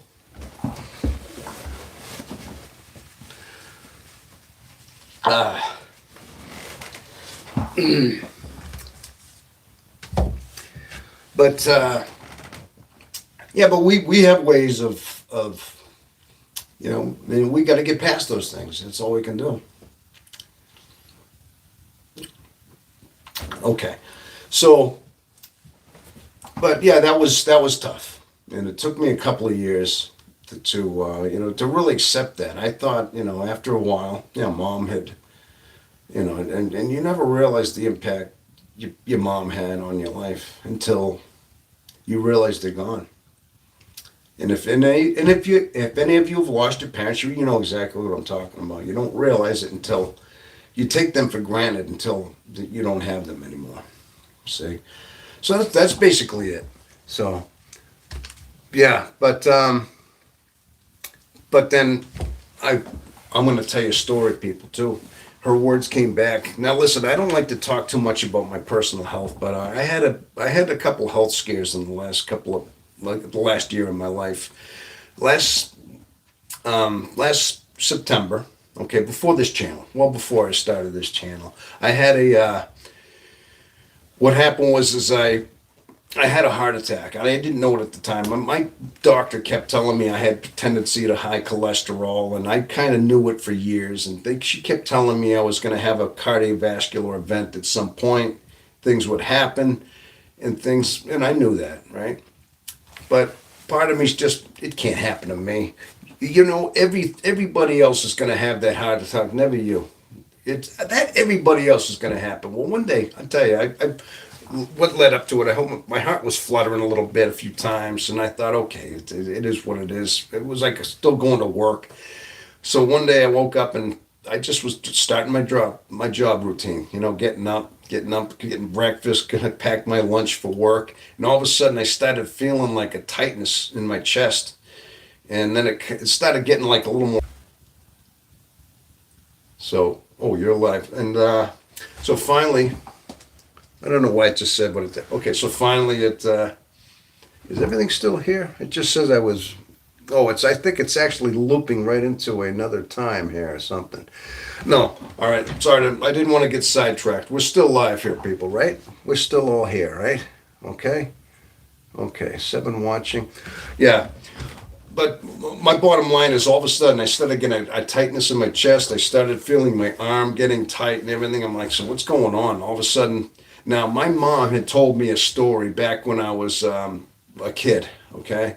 She told me I was probably maybe 12, 13 years old, 10, I can't remember, but she had mentioned it once or twice. She said, when you have a heart attack, you get a pain in your chest and in your left arm. And now her words came back to me. Now, she had been passed away for 3 years, but her words still came back to me. She says, oh my God, I feel a pain on my left arm and a pain on my chest. And I think, am I having a heart attack? And right away, I started panicking a little bit. I got a little flustered. I'm like, what do I do? What do I do? Like, and I'm thinking, what can I do? And I was getting like worried. Like, I can't drive to the hospital. What if I pass out, go off the road, and I kill myself driving? I knew that this was not good. So I knew I had to make a decision quick, fast. I mean, really fast. So I just says, so I'm starting to breathe heavy. Now, the anxiety of having a heart attack intensifies, makes your heart still want to beat faster. Now you get more nerved up as you're having it, so it compounds what you're doing. I'm like, what do I do? So I called 911. I says, I want to live here. So I called 911. I said what happened. They were asking me questions, and they said, well, are you having nauseous? Are you having your jaw hurt? And I thought, well, no, not yet, but I think it's going to lead there. And I'm thinking, well, any more time and that stuff will happen. Well, do you have any aspirin in the house? Well, I didn't have aspirin at the time. And they just, they said, well, hold tight. They sent in the EMT, sent in the ambulance. I had to go to the hospital. They ended up putting stents in my heart and things. Now, but my point is that her words came back to me, even from beyond the grave. Like, she told me that when I was a kid. I guess that was my point, is that my mother's helped to speed along my recovery. Like, if I didn't know that, maybe I would have thought it'll pass, and I would have just, and then more damage to my heart would have happened if I didn't call as quick as I did. So my point is that something she told me as a kid rang to me from, even after she had passed. So she came back to me in that way. And I always thought about that. Like, did she have a premonition? I told you, I think my mom might have been an IFJ too. I might have mentioned that on the last broadcast. She had a lot of the traits, and either I inherited from her or her influence was part of me. But I just felt like that's what that happened, was that she kind of reached from beyond the grave to help me out in that moment. Okay, doomsday effect. Yep, little skip, we live. Okay, Tom, we are listening intently. Well, okay, I hope so. We're still on this broadcast here and things like that. Thank you for sharing that beautiful and powerful moment. Oh, the one where I almost lost it? The one where I had to kind of silent that. Yeah, okay. Yeah, you got me I got a little walled up there, almost. I almost lost myself, didn't I? I told you, the sensitivity doesn't go anywhere, people. I know, I mean, I look like this guy here. I still am sensitive, you know. Yeah, I can be. I try not to let that show. Don't tell anybody, okay? don't tell anybody this guy here, this gruff-looking, tough-looking guy. He's a little softy inside. Don't, just between me and you, all right? All right, so... Yeah, but anyway, I know we all have stories to tell, and I'm sure that yeah. So that was one of the things that I had to overcome. But the thing was is that after the whole divorce, after having to go back into my life and start living on my own, start being alone again and self-reflecting, this is the moment in my life that I had developed the most. Is after divorce, after I went back on my own. And started realizing it was almost like full circle. Here I am alone again. Okay, back to being isolated. But I need this. I have to be somehow. Hey, can you give me 1 second, people? Hold on just a second. I want to. It is. There we go. There we go. Here, let's. It was getting a little dark out there. Yeah, the sun went down. It was sunny at the time. Now it's dark. So just want to close those drapes. I don't need the neighbors peering in on me. You know what I mean? So, but yeah. So that was part of my growth. Was that right around that time I knew I needed some solitary being alone. I knew I needed to soul search, and I think it was all by design. It was like that was all part of what I needed. And then finally, that's when the acceptance. When I talk about being accepting, people, these are not just me saying it. These are my experiences. I speak from everything that I tell you, and what my growth is because these are the things that I had to go through myself. So I don't just say it because I say it. It's because these are what I've had to do to discover who I am and discover where I go with my life. And these are my own experiences that I had to go through. So bottom line is I speak literally from experience. I think you probably know that, right? But I hope you know that, just so. But sunset was nice to watch. Yeah. Oh, it's beautiful. Of course it's nice to watch. It was just getting a little dark at this point here, and with the lights on, I don't need the people peering through my windows, you know. So sunsets. I love sunsets. Appreciate it's a mirror moment for us, Crump. Okay, yeah. Of course it is. In other words, you're all thinking, yeah, because you understand. I say something, and it testifies with what we do, with what we know about ourselves as well.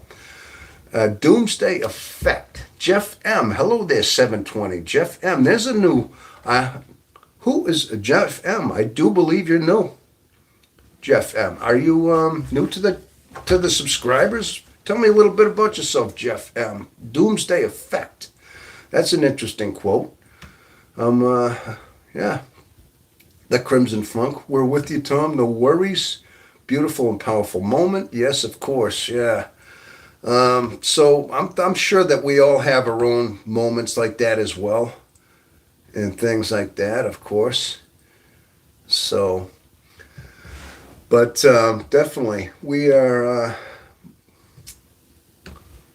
But anyway, yeah, you got me. You're really getting me. You're really getting me to tell you about my little spider and things like that.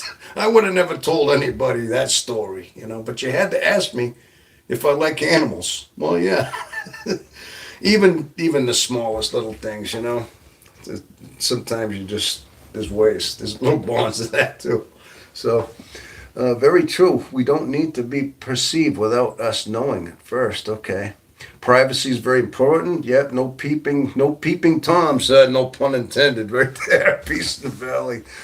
Sunset. Yes. Crimson funk. Yep. Of course. Yes.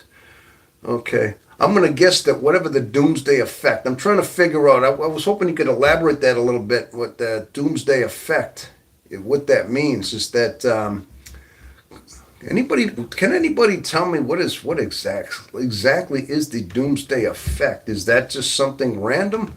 Or is that actually something where, is that some kind of a, I can only imagine it has something to do with the fact of, things usually happen in threes.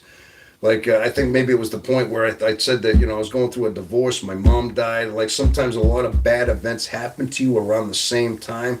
Maybe that's what it was. It's just like things start kind of closing in on you, or something like that. Or was it the whole fact of like I told you I was having my heart palpitation and things like that. I'm just trying to figure out what that came from, but that's okay. Yeah. But since then, no, I've had to get on statins. I mean, yeah, as much as I don't like psych meds, and I don't, and I probably would refuse if it was psych meds. But when it came down to getting heart stents in the heart and things like that, I knew I had to at least take statins, take like anticoagulants and things like that, and blood thinners, and I figured I better do that if I'm gonna, accept these stents. So but the life changed a little bit at that point. You kind of reached a different. But here's the thing too. I'm still going to elaborate on that story. When I was in the ambulance, okay, I knew I was having a heart attack. I said that on there. Now the EMT shows up, gives me some aspirin. Says, here, crunch down these little baby aspirins. He gave me about 4 of them. They tasted like oranges. I thought, okay, they're tasty. So I crunched them up and took them and says, okay, I didn't have the aspirin before. So he says, we're gonna once you come on the office, come over into the the ambulance, excuse me, and and I'm gonna take a look at you. So then he hooks me up a little bit, and then he says, he says literally just like this, yeah, you know what, your heart is definitely pissed off about something right now, okay. It's a good thing you called because you are having a heart attack. And then he said that, and I started getting a little emotional. I did start getting like, panicky, like, I could die. I could be dead this afternoon. I'm thinking, oh my God, I could die here. And right away the realization that you could die or that your life is about to change or end, it can be devastating. I started getting kind of a little bit panicked, like, oh no. So then he says, I'm going to give you something, all right? Take the edge off to that. Now, this is fentanyl. He says, this isn't the stuff you get on the street. This isn't that stuff. This is the real stuff, okay? So I'm panicking, thinking I'm going to die here. So he gives me fentanyl. And of course, that, put me like right into like orbit. My eyes started kind of drifting, like, you get your eyes affixed on something. They started losing focus, like they just kind of waved, and I couldn't even focus on anything. And just like a complete cloud, you almost like just feel like almost like maybe that's what a heroin injection must feel like, I would think. It was powerful stuff. But then, but the whole thought of you maybe dying, it ain't there anymore because you're so out of it. It just took your whole mind and just kind of made it into like putty, So if you're gonna die, you're not gonna be stressing about it. But that's what they have to do just to keep you calm, I guess, just to keep you from hyperventilating. A lot of times your mind will start putting you into a state of panic, Now your heart's fighting for survival anyway. You get panicked. Your heart wants to beat faster. You want to start breathing quicker. You're going to add to the damage to your heart. So it's almost necessary at that point, I guess. But they did that. Like I said, I spent 2, 3 days in the hospital. They put the stents in, and they had the blood thin this and heparin that. Just in the hospital. But bottom line is, it saved my life though. I ended up paying for that ambulance, but I thought to myself, yeah, but you know what? I probably saved my heart. I probably saved my life. If that didn't happen, my life would not have been the same if that ambulance didn't show up when it did. So, that was a good thing. That was a good thing that I at least got that going. So, yeah, but so little stories, okay, we got some things going on here. Okay, you were getting yourself worked up because you thought you were gonna die. That's right. That's exactly it. Message retracted. Oh, what happened? Oh, you didn't. Jeff, 720. What you? Oh, it just says message retracted, but that's all.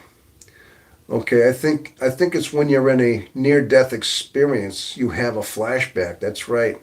Oh, I think it was about your mom's words passing. Yeah. On to you. Oh, is that okay? I was trying to figure out what you meant about that, about the doomsday thing. I thought that's what it was. Yeah, yeah. But when she said that, it kind of it was one of the last things she said to me, and I thought she knew. She knew she was dying. Is basically what I was getting at, and hearing her say that, and almost accepting, almost like she was ready to go home, and that's what I think hit me the most, was when I never forgot that. Okay, and of course it was a few days later. It was about a week and a half later when she actually passed away. But I mean, she kind of knew she was ready, and that I think that was the whole point, is that she was ready to. But yeah, but okay, sunsets were nice. Yeah, but that was what I think it was. Even insects count as pets. Hey, sometimes people have. You ever see, like, sometimes people have these little spiders, peace in the valley?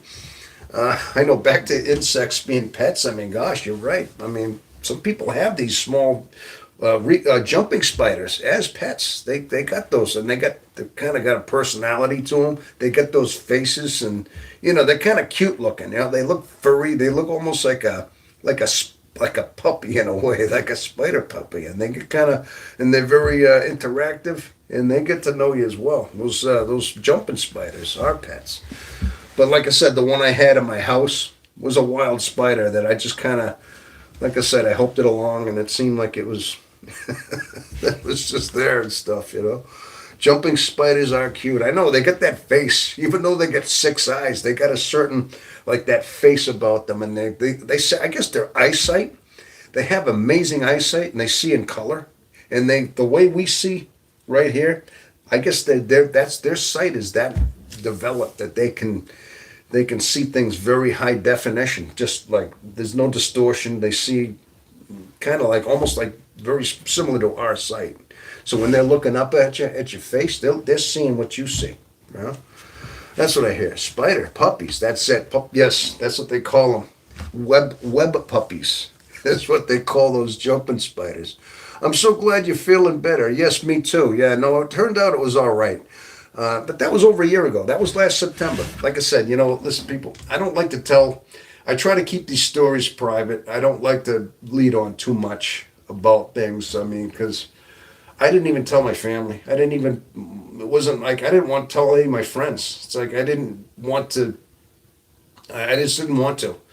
So I kept that private. In fact, there's some of my friends I never told that story to. Now here I tell you out here in this channel. But you ask questions sometimes. What were some of the most trying things you had to recover from, and things like that? And that was one of them. I guess losing my mom, and having that moment of wondering that you're gonna die, and things like heart attacks is very frightening.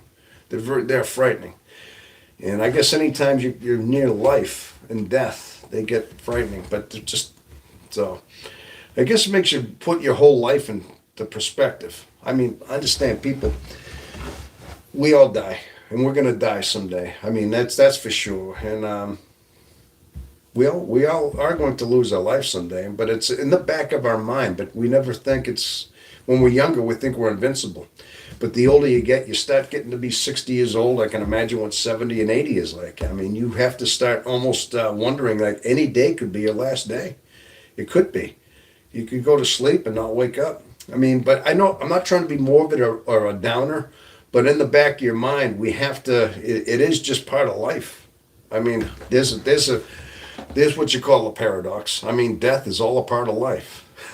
That's a paradox in itself, but it is part of that. I mean, we know we're temporary. Our lives are temporary. Our entire existence is just that. At least this physical body is. But is our awareness, is our intuitive mind eternal? I mean, no. I mean that goes up. Now you get into religion and things like that. I mean, I know certain religions think either we reincarnate or we go to heaven or our spirits are internal. Yeah, it very well could be that way. But we have to prepare ourselves now. And a lot of times, preparing our journey is those sacrifices we do make. I mean, these are things my mom used to say to me all the time. Is that you strive, you ache. Your heart will always ache. She used to say things like, your heart's always going to ache. So that tells me too. She was an INFJ. She always used to talk about that ache, that emptiness, that incompletion in your heart that you strive for all the time, and how it was supposed to build you. It was your way of reaching God. I said that because my mom used to just say things like that to me growing up, and but. So that was part of her teachings, is that we prepare ourselves in life for the afterlife in a sense. Because eventually, I mean, we're preparing our soul, strengthening our soul, so that we find God, we find our truth in heaven at some point. But that ache is something that we go through, and like I said, INFJs, we seem to feel that ache a little more intense than a lot of people. So we all can testify to that in a lot of ways. But a lot of it is strengthening our soul for the inevitable day. But again, so our lives are we're here as a temporary arrangement. We all are. So we're not permanent, not in this body anyway. This body just it gets old, it gets decrepit. It turns, gosh, our hair turns gray, and our joints ache a little more. We start losing it after a bit. Funny thing is though, as much as my body starts to lose it, my mind and my spirit get sharper, more resilient. But meanwhile, I see my body getting old. What a horrible curse that is. But that's a human curse. That's all of us go through that kind of thing. It's amazing how that goes on. So, but anyway, people, hey, I've already gone over the 2 hours. I don't mind. I get so caught up in the moment. Listen, people, I got to tell you something. This is one thing I got to tell you. Like I said, this channel, I got to tell you, is it's very interactive for me, and I got to tell you, it's one of the better experiences I've had. I mean, just starting this channel, just seeing this, just seeing you grow out there, just seeing that the subscribers come in, seeing your input, seeing your comments, just knowing, just this moment right here, just being here. I know I'm sitting in front of my camera talking to you. I don't see your faces, but I still feel the connection out there because we're interactive right now. And you're probably watching your phone or your laptop right now, and we're having this conversation. But this does really give you a sense of camaraderie and the community. But like I said, that's what I'm discovering, is that the more this channel grows, the more I see you out there interacting, the more it gives me a sense of almost duty, a sense of purpose a lot of times. And like I said, we help each other. And a lot of times, just what I'm saying to you, you feed back and say, yeah, you think like that too. You understand, because we're testifying to what we kind of experience in our life, because we are of similar mind, because we're a rare mind. We're a rare people. But bottom line is, I mean, that's what this channel's all about. It really is. But I just want to say, people, thank you. Thank you for being there. because you're the backbone. I mean, maybe I talk to you and I'm the spokesman. I'm the host. I'm the guy who does all the talking, you know? But believe me, your input helps me. I mean, I hear it and sometimes it gets me thinking and I'm like, oh, I want to learn a little bit more about that. You're helping me. You're helping me. I'm not just the one helping everybody talking. No, believe me, people, your input guides me as well. I just want you to know we're all part of that. Okay? Hey, like I said, I'm just the guy that does all the talking. That's all I am. You know what I mean? Oh my gosh. Thanks. I'm really enjoying your live stream. I know time is flying by, isn't it? Peace in the valley. Definitely. Peace 25.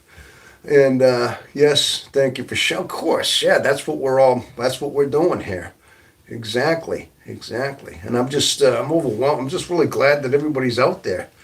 So, again, like I said, I like to put content out, and eventually, I got to tell you the truth. I mean, I do have plans eventually. I think I mentioned them. Eventually, when I get a little bit more resources, when I get situated a little more, and I think I'd like to buy more software, computer. I'd like to eventually get a computer. I ever see those guys with their YouTube studios, and they get the microphones that come out, and they got their cameras all set up. I mean, I got my cell phone going right now, and then they put the channel, and they got the reaction videos. I mean, I got a small like Chromebook right now. You know what I mean? I some of the stuff it's not quite up to that speed yet, but eventually I'd like to get to these reaction videos. Maybe I'd say I got a lot of vision. You want to talk about creative vision? There's a lot of vision I have with this YouTube channel. Eventually, I keep thinking I want to do different things, like make videos different where they're more reactive. Like maybe I could even bring in some other like collaborators in, like INFJs, some of their programs, and like maybe profile maybe parts of what they say, with the permission, and then I comment on it, like do comments and things on other videos. Some of those AI videos, like, okay, they said this, so I'll talk about that. We can kind of interact. So I have a vision. I mean, but again, a lot I need to learn. Got to learn about copyrights, legalities, how much I can show from certain videos. There's only, sometimes you're only allowed 30 seconds of a tidbit that you can show a video of somebody else's. You can't show, and then you have to comment a certain amount of time in between. So there's a lot I need to learn, but I guess my point is that's the direction I'd like to go in. But again, once I believe I have the resources, once I get a certain level, I like to start going down that avenue. As far as just getting more in depth and things like that with creativity. So that's the future. That's the future of the channel. And but right now, putting out content. Putting out decent content, and just the fact of me talking, I noticed there was a lot of times I used to stutter a little more or pause a lot because I didn't do that much talking. I mean, I didn't have a lot of people to talk to. There was a time where, yes, I could speak, but I felt like, oh my gosh, there's a lot of times I don't think of words or I don't phrase sentences properly because I'm out of practice in my speech because I don't talk a lot. Well, now all of a sudden, after a few months of having this channel, just coming out here talking to you, I'm getting my practice. I notice okay, my videos are a little better now. Okay, I cut out these pauses and the, hey, the uhs and everything. But, so there's a lot I had to learn about that too. But these are some of the things when I get, like I said, in the future, what I'd like to do is get a better computer, get better... able to put together videos better as far as that goes, reaction videos and things like that. So these are some of the plans I have for the future in that way. So, all right, awesome. I'm hooked. Great info. All right, Jeff. Hey, nice, Jeff. 7020. Listen, now I got to tell you that this is the first I've seen your name. Welcome. Thank you for now. Some of these I've seen today. I've met some of you, the names. Some of them are very familiar, and some I've seen comments. And I want to thank. I like to think that I'm never going to forget.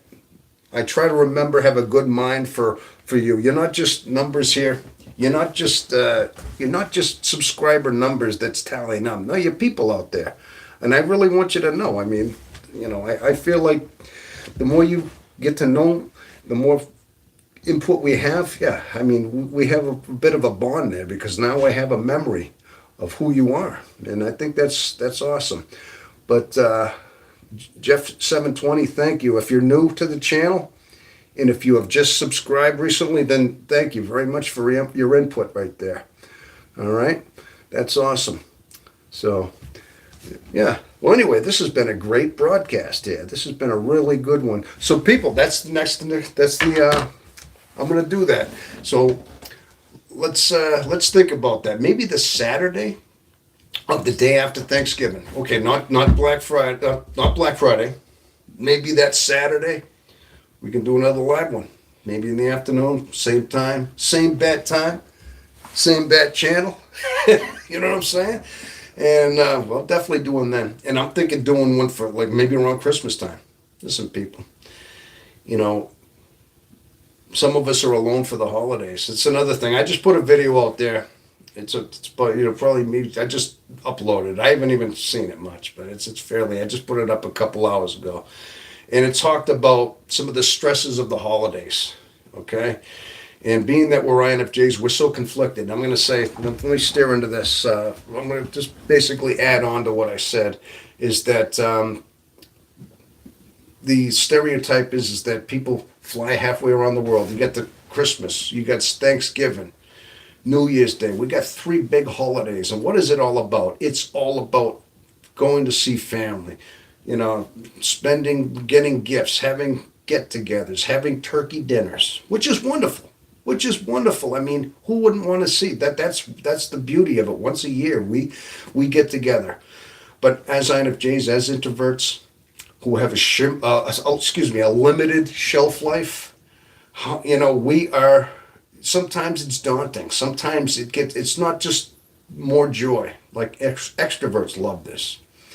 We're introverts, and we know we have a certain amount of time. Yes, we love to reach out, and we love to spend time with people, but there's only a certain amount we can have. Now you go over to people's houses, or they come to your house, whatever the arrangement is, and now you got Uncle Charlie, who's got a history of opening his mouth. The old say, or you got Aunt Clara. She's just a little daffy, whatever it might be. But you have to deal with people. But that's who they are. But then you got Tom. And he's the introvert guy. He likes people, but he's only got a certain amount of time. People, that's it. A lot of times we have to factor in how much time, and then sometimes we get pressured. No, you can't leave too early. Then if say you're at somebody's family get together on Thanksgiving, and you got to watch the whole football game with them, Lions and whoever else, Lions, Eagles, whoever it might be. A lot of times by the end of that, we're passing out in our chair. We wonder why. No, you fell asleep in that football game. Yeah, because he's probably out of batteries. His battery's life's gone. I literally have fallen asleep, years. I mean, when I have too much interaction with people, I literally fall asleep on people. And sometimes I have to get that, you feel like you don't want to talk. First of all, you want to sink in your chair a little bit. You're quiet. People might be talking to you. You're just nodding a little bit. You kind of know. There's a certain cue your body takes when you've had too much people. And we are almost in shackles to these things. So as INFJs, maybe the older we get, we have to know our limitations to these holidays. And each one is a new challenge. Of course, we're obligated to usually spend time with everybody else's kids, our own kids, our grandkids, which is wonderful. Don't get me wrong, people. We got to love our family, but one of our curses is that, my gosh, it just depletes us. It taxes on us energy-wise. And I mean, I've driven back from after having like cookouts with friends of mine, and thinking that I mean literally getting exhausted, and like I've had to in the middle of the day pull over and find a place, and then I'd have to just take a nap in my car for 10 minutes just so I don't pass out. I mean, that's how, and I'm sure we all have this life, people. So we have to know our limits. These holidays coming up are usually daunting to us, and but we have to know who we are, and know our capacity and how much interaction we can take with people and know that we can't get burned out. And hopefully, the older we get, the more we understand this. And yeah, so that was what my video was about, basically that. And another thing is also I mentioned too that the older we get, we start losing people. I told you, I just lost my mom. I lost my dad like 30 something years ago. I have had a couple brothers of mine pass away. Good friends, friends from the old neighborhood. Every so often you'd hang out every couple of years. Passed away. Some died of heart attacks. Some of them had substance abuses. So even friends our age we've lost. So that's another thing. I mean, there's a lot of things that just we realize as we get older, as I of Jace. I mean, our lives change. So we lose people. We lose. We're definitely, like I said. I mean, there's a lot of changes in our life as we get older. Our demographics change. I mean, we're solitary people anyway. I think a lot of times we prepare for that. We're solitary people in a way. I think this actually helps us in a lot of ways. It's because we are the way we are. We're actually able to face these things a lot better than some people that need, like, more the extroverted types that are always devastated. I mean, it's always painful to lose people, lose our beloved family, to lose friends. But at the same time, I think because of the way we're made up, we know, we accept these things, and we know the hardship of being alone, and we've kind of prepared our whole lives for certain things. I think in a way that's an advantage, but at the same time, it's still painful, is to lose people as well. But yeah, so, okay, but my point was, after saying all that, people, at least maybe, like I said, we could just do a little bit of our own get together as far as that goes. Let's have another live broadcast for the holidays. For any of you people like myself who are have had to come to an acceptance, the lone wolves out there. We are the lone wolves after all, and some of us maybe more so than others. And yeah, but at least we can spend a little bit of time for the holidays with each other. You know what I mean? So we're gonna look forward to that too as well. All right, that's awesome. Okay, what is going on here? Let's see. Anybody? Let's see. Okay, I know. I do my speech, and then I like to see how everybody's doing out here. Yeah. They got a little fly buzzing around here. Where's my spider when I need it, huh? Eat that thing, huh? Yeah, I'm disappearing at. Find me in the bathroom outside. Oh, yeah. The Crimson Funk Disappearing Act, huh? Sounds great, Tom. So glad to found your channel. Well, thank you. I'm glad you found my channel as well.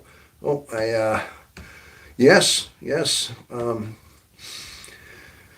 But these are getting to be fun. I guess I look forward to these lives. I really do. Not only that, I mean, gosh, winter months are coming up, people. I know. I'm actually trying to. Okay, Art the Journey. I'm actually trying to become better at being around people. It becomes difficult, but I feel like I need positive people in my life, so I try to find ways to cope. Okay? Yeah, I definitely like positive people. Yeah, negative people are definitely draining. But I don't doubt there are certain people that you feel it. You feel they have a certain personality about them. And you got to find the right people. That's a very good point. Art in the journey is that you have to surround yourself with people that align with you. People that pull your energies, people that just tax on your empathy. You can feel their emotions. You can feel them. These are the ones you almost have to do a silent prayer and kind of find your center. There's a couple guys I've worked with that are like that. As soon as they walk in, they just immediately start venting all their problems, and they're just immediately you feel them trying to drain you with just their way. Yeah, you're absolutely right. You got to find the right people in your life, not to find the draining type of people. All right, definitely. It's hard to find the right people. Yes it is. But that's why a lot of times we stay alone because we need alone. We need to be because we're so we cherish our peace. And like I said, I mean, it's almost like going around to people. A lot of times, people you have to almost plan for it because you know you're going to, like I said, go into somebody's house for Thanksgiving, and you know what the relatives are going to be there, and you're going to have certain ones that are going to ask questions, and they're going to judge you, and they're going to say, "Oh, so yeah, what are you doing?" Well, I'm starting to YouTube. Well, come on, you could do better than that. And they always have a little negative something, Anything you do just ain't good enough. I mean, there's always the types out there, and usually that's what you get with family.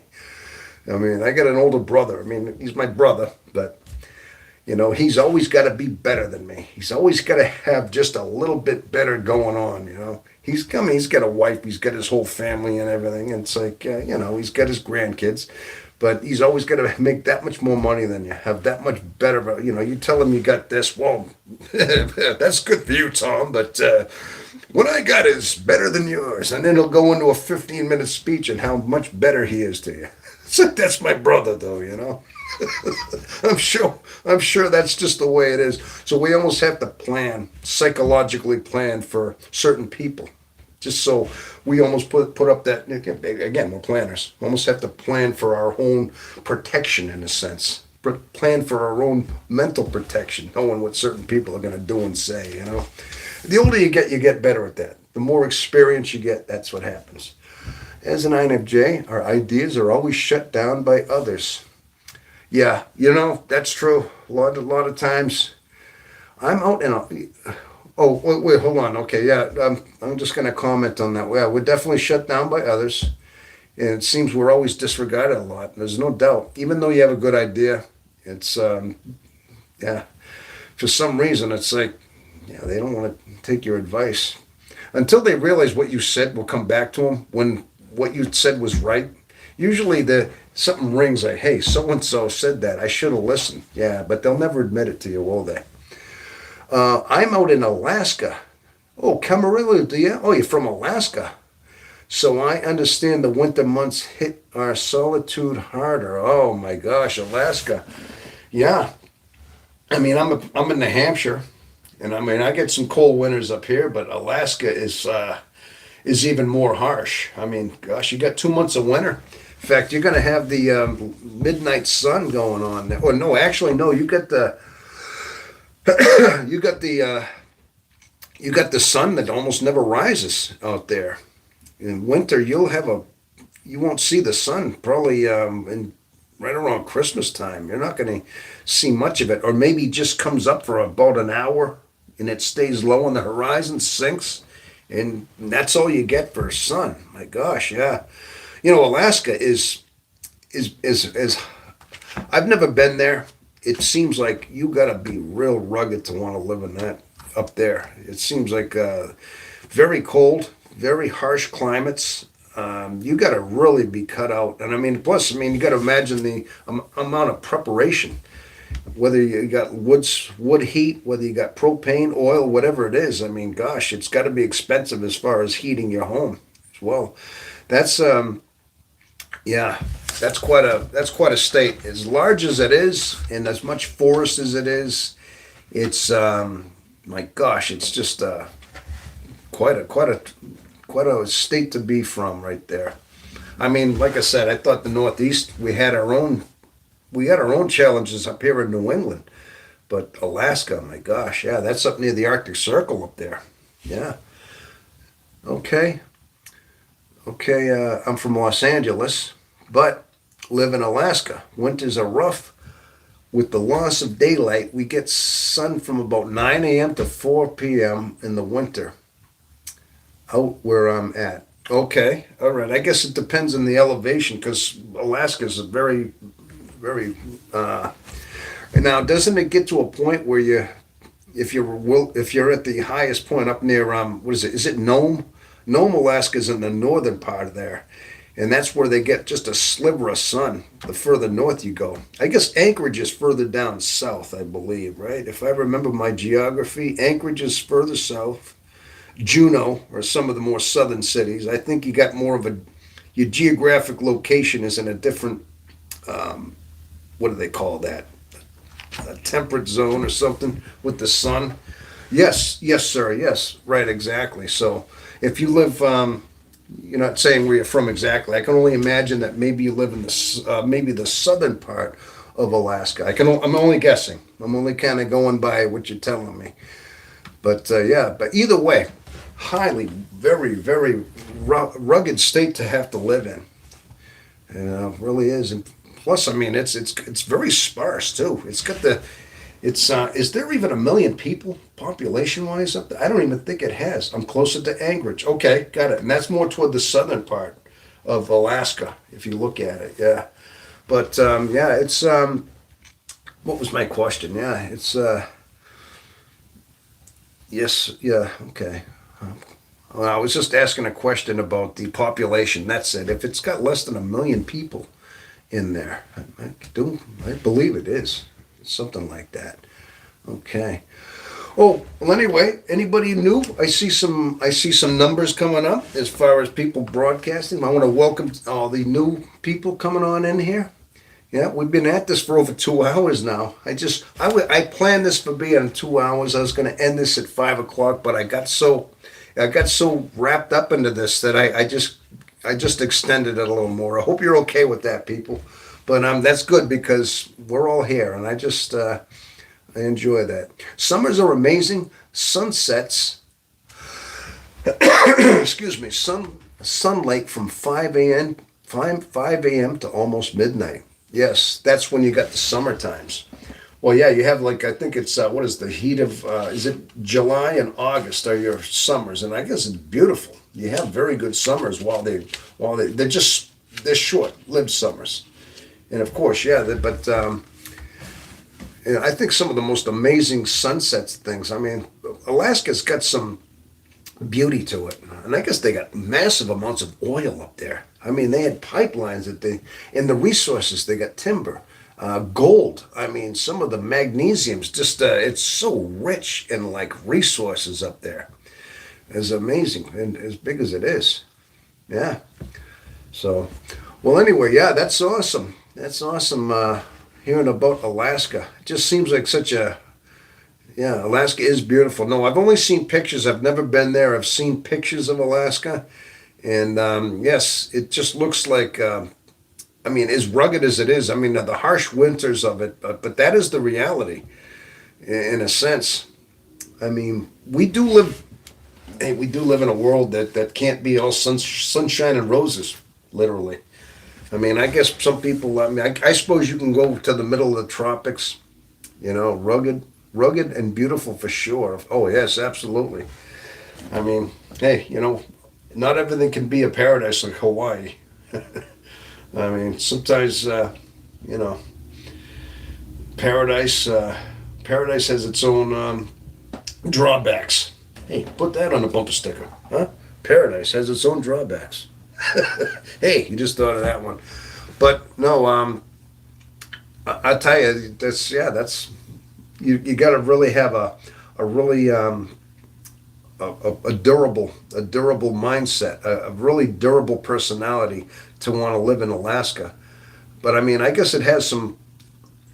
I guess you could buy, I guess property. You can buy acreages of property for very inexpensive, relatively. And I believe I don't know. Do they have a sales tax or excuse me, a sales income tax or a property tax? I don't know all that about it, but I just know that Alaska, it's for its downsides of having harsh winters, its upsides of the fact that you can buy like a massive amount of property for very cheap. It's relatively cheap money because it's so vast up there and it's sparse.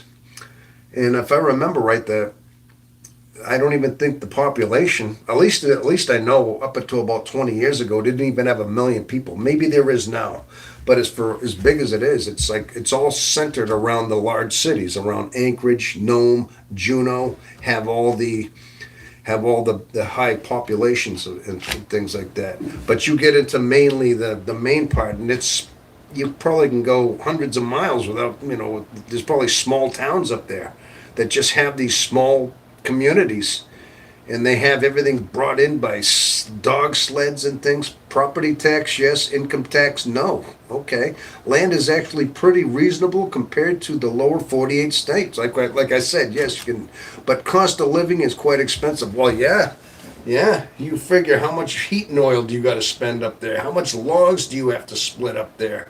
How much wood do you have to prepare for? Yes, of course. Warm weather clothing, insulation for your house, of course, that all goes with the territory. Just the availability of food and things like that, of course, that's all plays into a part for the cost of living, definitely.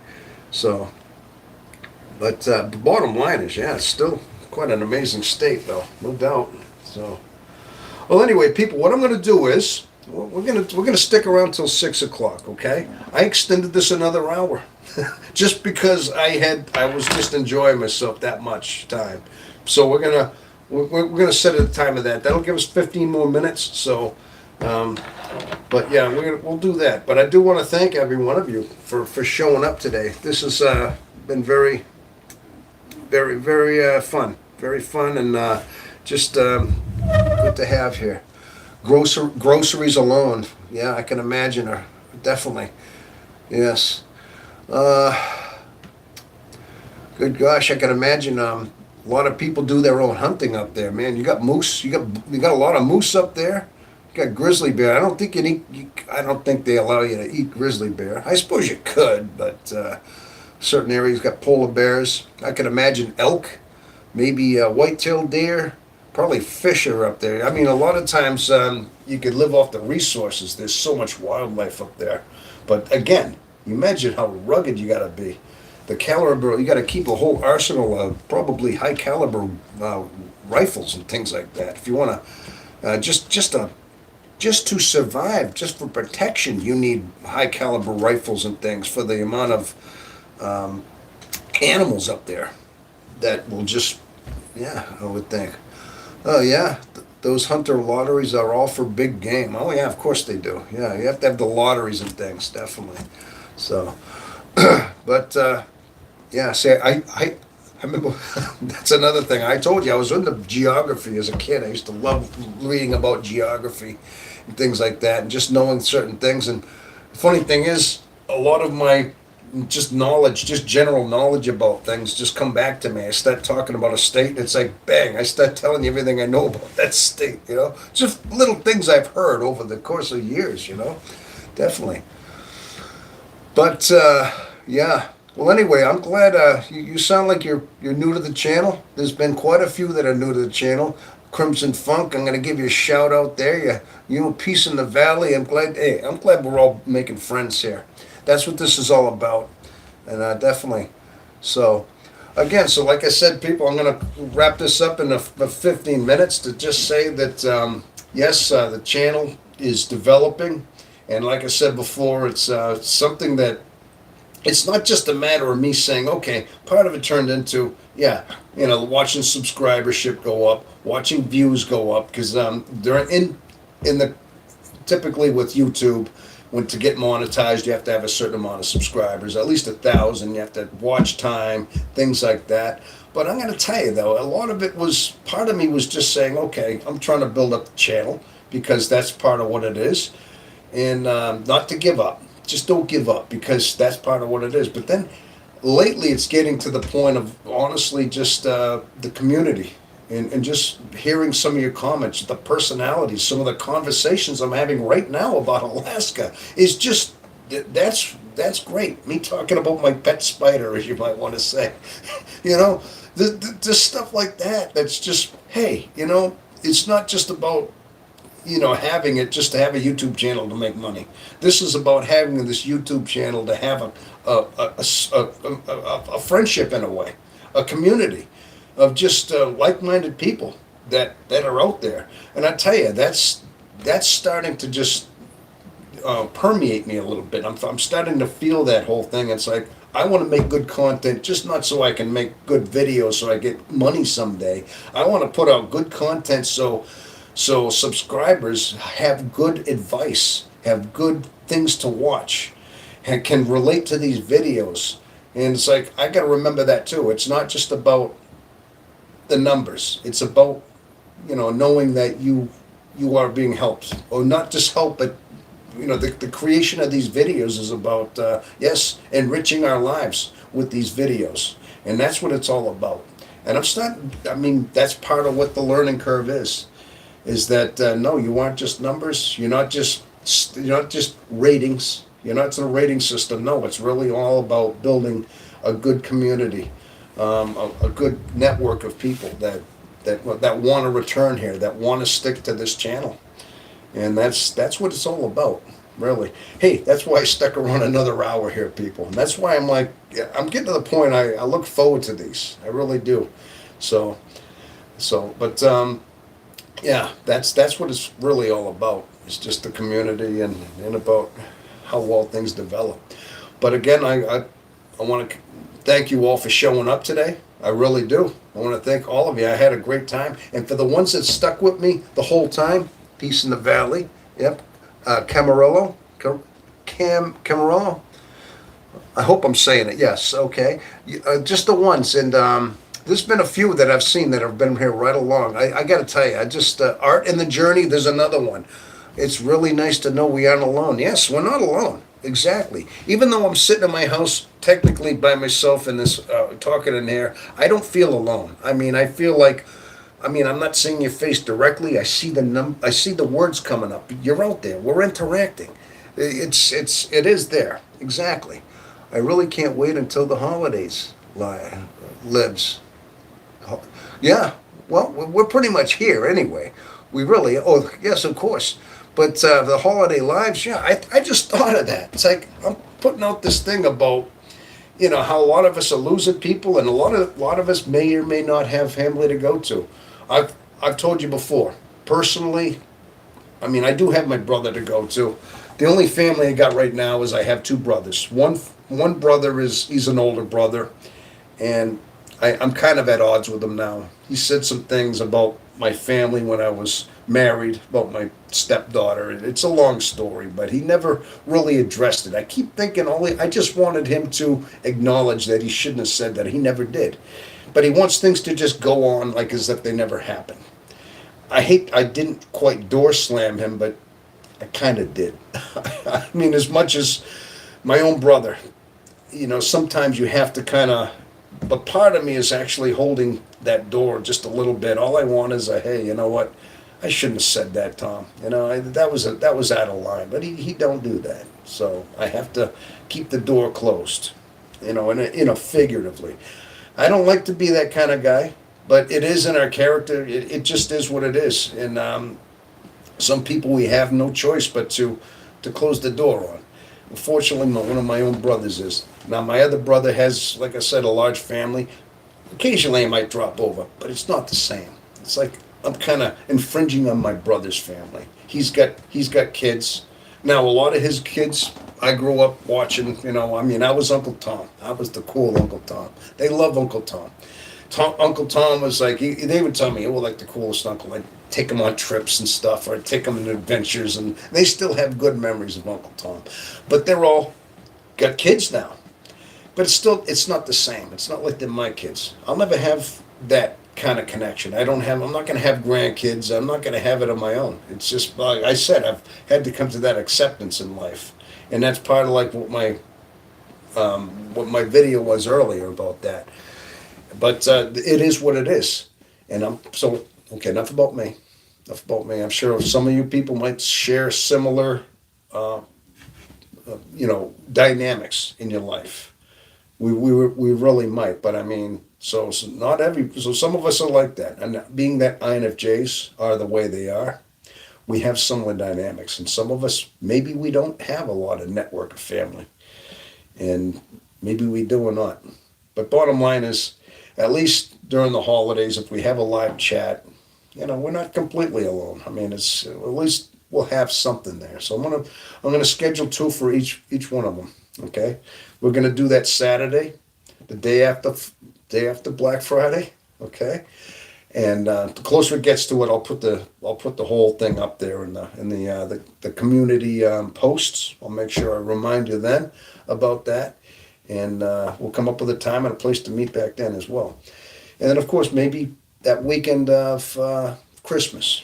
Okay, obviously it won't be Christmas Day. We may be very busy, but we'll find times to do another one for Christmas.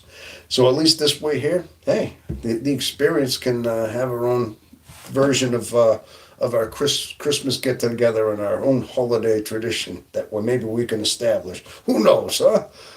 We'll start with one this year. You know what I'm saying? All right, that's awesome. Okay, I'm looking forward to the holidays. Some of us don't have anyone. Yeah, I know. That's why I'm saying that. Exactly. Exactly. I mean, like I said, I mean, I could go to my brother's house and see my nephews, and I tell you, I have a wonderful time there. But part of me in the back of my mind says, it's not my family. It's not literally it. And but that's all I got left. I have two brothers left in my family. I have a son that's kind of, he went off to college. He's 22. I don't see him. I don't even have a really good relationship with my own son. And I mean, it's a long story. It's a long story. I don't want to get too much into it, but I don't know really what he's doing. I mean, I do have my one son, and I have a stepdaughter that after the divorce, kind of just never nothing really carried over as far as me being any kind of a relationship.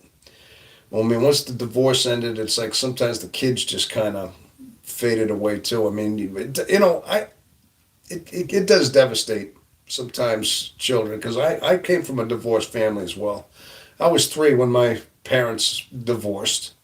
I lost my father. I didn't really have much of an influence with him growing up. I mean, I knew he was there, but my parents got divorced. So I grew up mainly with my mom and my brothers. But, I met dad here and there. When I was 24, he passed away. So there's not really much of a bond there with my own father. But, that's just, everybody's got their own tale. Everybody's got their own roots as they go. But bottom line is, yeah, we have lost a lot of our people. And like you said, a lot of us don't have people to go to. Like you. But unfortunately, INFJs, the way we are and the way our personality type is, we are the solitary types that a lot of times we never set those seeds down. Some did, some didn't. Okay? Um, and sometimes just the way we live our life and the way we conducted our life, being that we were solitary people, you know, we didn't have that network. And as we get older, I'm 60 years old. I'm sure. So I look at some of the demographics. I think a lot of people that are attracted to me are around our age. It seems we're right around our like late 50s, maybe early 60s. We're all around that same age. And that's why we have such a good bond here because we think alike. We grew up in the same generation. We grew up as Gen Xers. So, plus we have a lot of same experience. Plus we're INFJs. So we have a lot in common. So yeah, that's why we're kind of drawn to each other here. And yeah, so we finally found our tribe is what it is. We've been looking for people that are like-minded, people that we could relate to, just people that we could get along with. Well, what happens? INFJs find each other on these channels. And that we finally find people that we can relate to, in so many ways. I'm almost 60 and don't know how long I have to live myself. Yeah, honestly, yeah.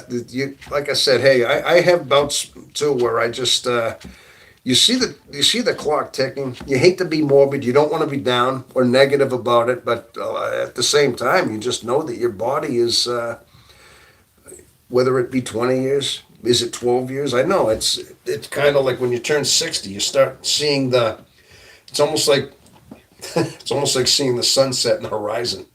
I mean, literally, that day is getting ready to end. Talk about living in Alaska, you get those beautiful sunsets. As beautiful as a sunset, it's setting on your day. But a lot of times as you get older in your life, you start seeing that sun in your own horizon of life just start slipping slowly behind that. It's starting to go away. It's starting to get a little colder at night. As that late sun in the horizon gets a little, the day gets cooler, gets colder. In some ways it's beautiful, but in some ways you just know the warmth of the sun's going down. And eventually it's going under that mountain. It's going behind that ocean, whatever it is. And eventually your life is just was that day. But if you compare our life to one day, then that's what it is. We're in the late we're in the late afternoon of our life, watching that sun go down a little bit. Again, it's poetic. It seems it's a little bit kind of a downer, but in the way it's also facing the reality of your own situation in life. It's like, yeah, you got to face that fact. But then you got to tell yourself that while you're here, you're alive though, and you're going to make the best of your life. You're going to make the best of your world is as great as it can. And if you can find people to at least relate to touch, and if you can find people that will hear your message, understand your message, and maybe get just a fragment of insight, a fragment of some kind of insight that you could pass on to them, that they could take, hold dear, maybe younger in your life, that will hear just one part of your message, and they went on and it helped alter their life to make them more complete, better in their own way, then it was worth it. Then you made a difference. You passed on some kind of legacy to the rest of the world. That's all you can really ask for, people. That's all you can really hope for. I know. How INFJ is that? Just to talk like that. It's just, it just comes out. It just is what it is. That's just the way we are, people. That's the essence of who we are. You know what I'm saying? And, but see, that's what I mean. Honestly, right now, I just feel so able to just talk to you. A lot of times you got to hold yourself back with people. If you say this, they'll think you're weird. They'll think you're a little kooky, a little out of it. I don't feel like that with you. That's another thing. You want to just think you can let out a little bit, and being that INFJs are rare, and finding people that you really can relate to, it's a rarity that you have the INFJ really want to open up their heart and open up their whole being to you. So I feel like that. I guess during these lives, that's the way I feel like sometimes. So that's why I'm able to open it up. And I can tell by some of your posts out there that some of what you're writing back, you're overjoyed that somebody's saying it, because I see the hearts going up too. I see little hearts going. Somebody's pushing that heart thing. But that's what it's all about, and that's why that's why we need camaraderie, okay? And that's why that's what these channels are all about, so we can just love our experience, okay?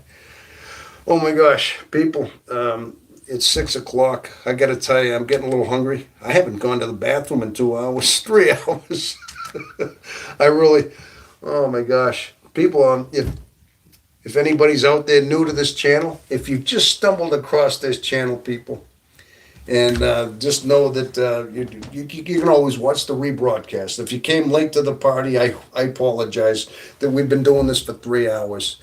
And I'm glad you're here, but I encourage you to watch the rebroadcast. It will be rebroadcasted. It takes about 24 hours for it to cycle, but these lives are all in the live chat. If you look on your live chat, if you open up my page, you hit live, they're in there. And you can watch these over again, all right? And so a lot gets said. I gotta pee, and I'm hungry too. I know, I said that, didn't I? Huh? All right, but... but no, that would see. But we have a good time here. That's what it is. It just that's what I mean. Look at the mood it put me in. Just doing this. So I mean, I guess I can see why it is what it is. But yeah, no, you people, you brighten my day. You really do. And I've been here for 3 hours for a reason. So, but yeah, we're gonna do this again. And again, if you can maybe. Even give me some ideas. I know I asked a poll question about whether or not they like more videos about psychology or about self-help.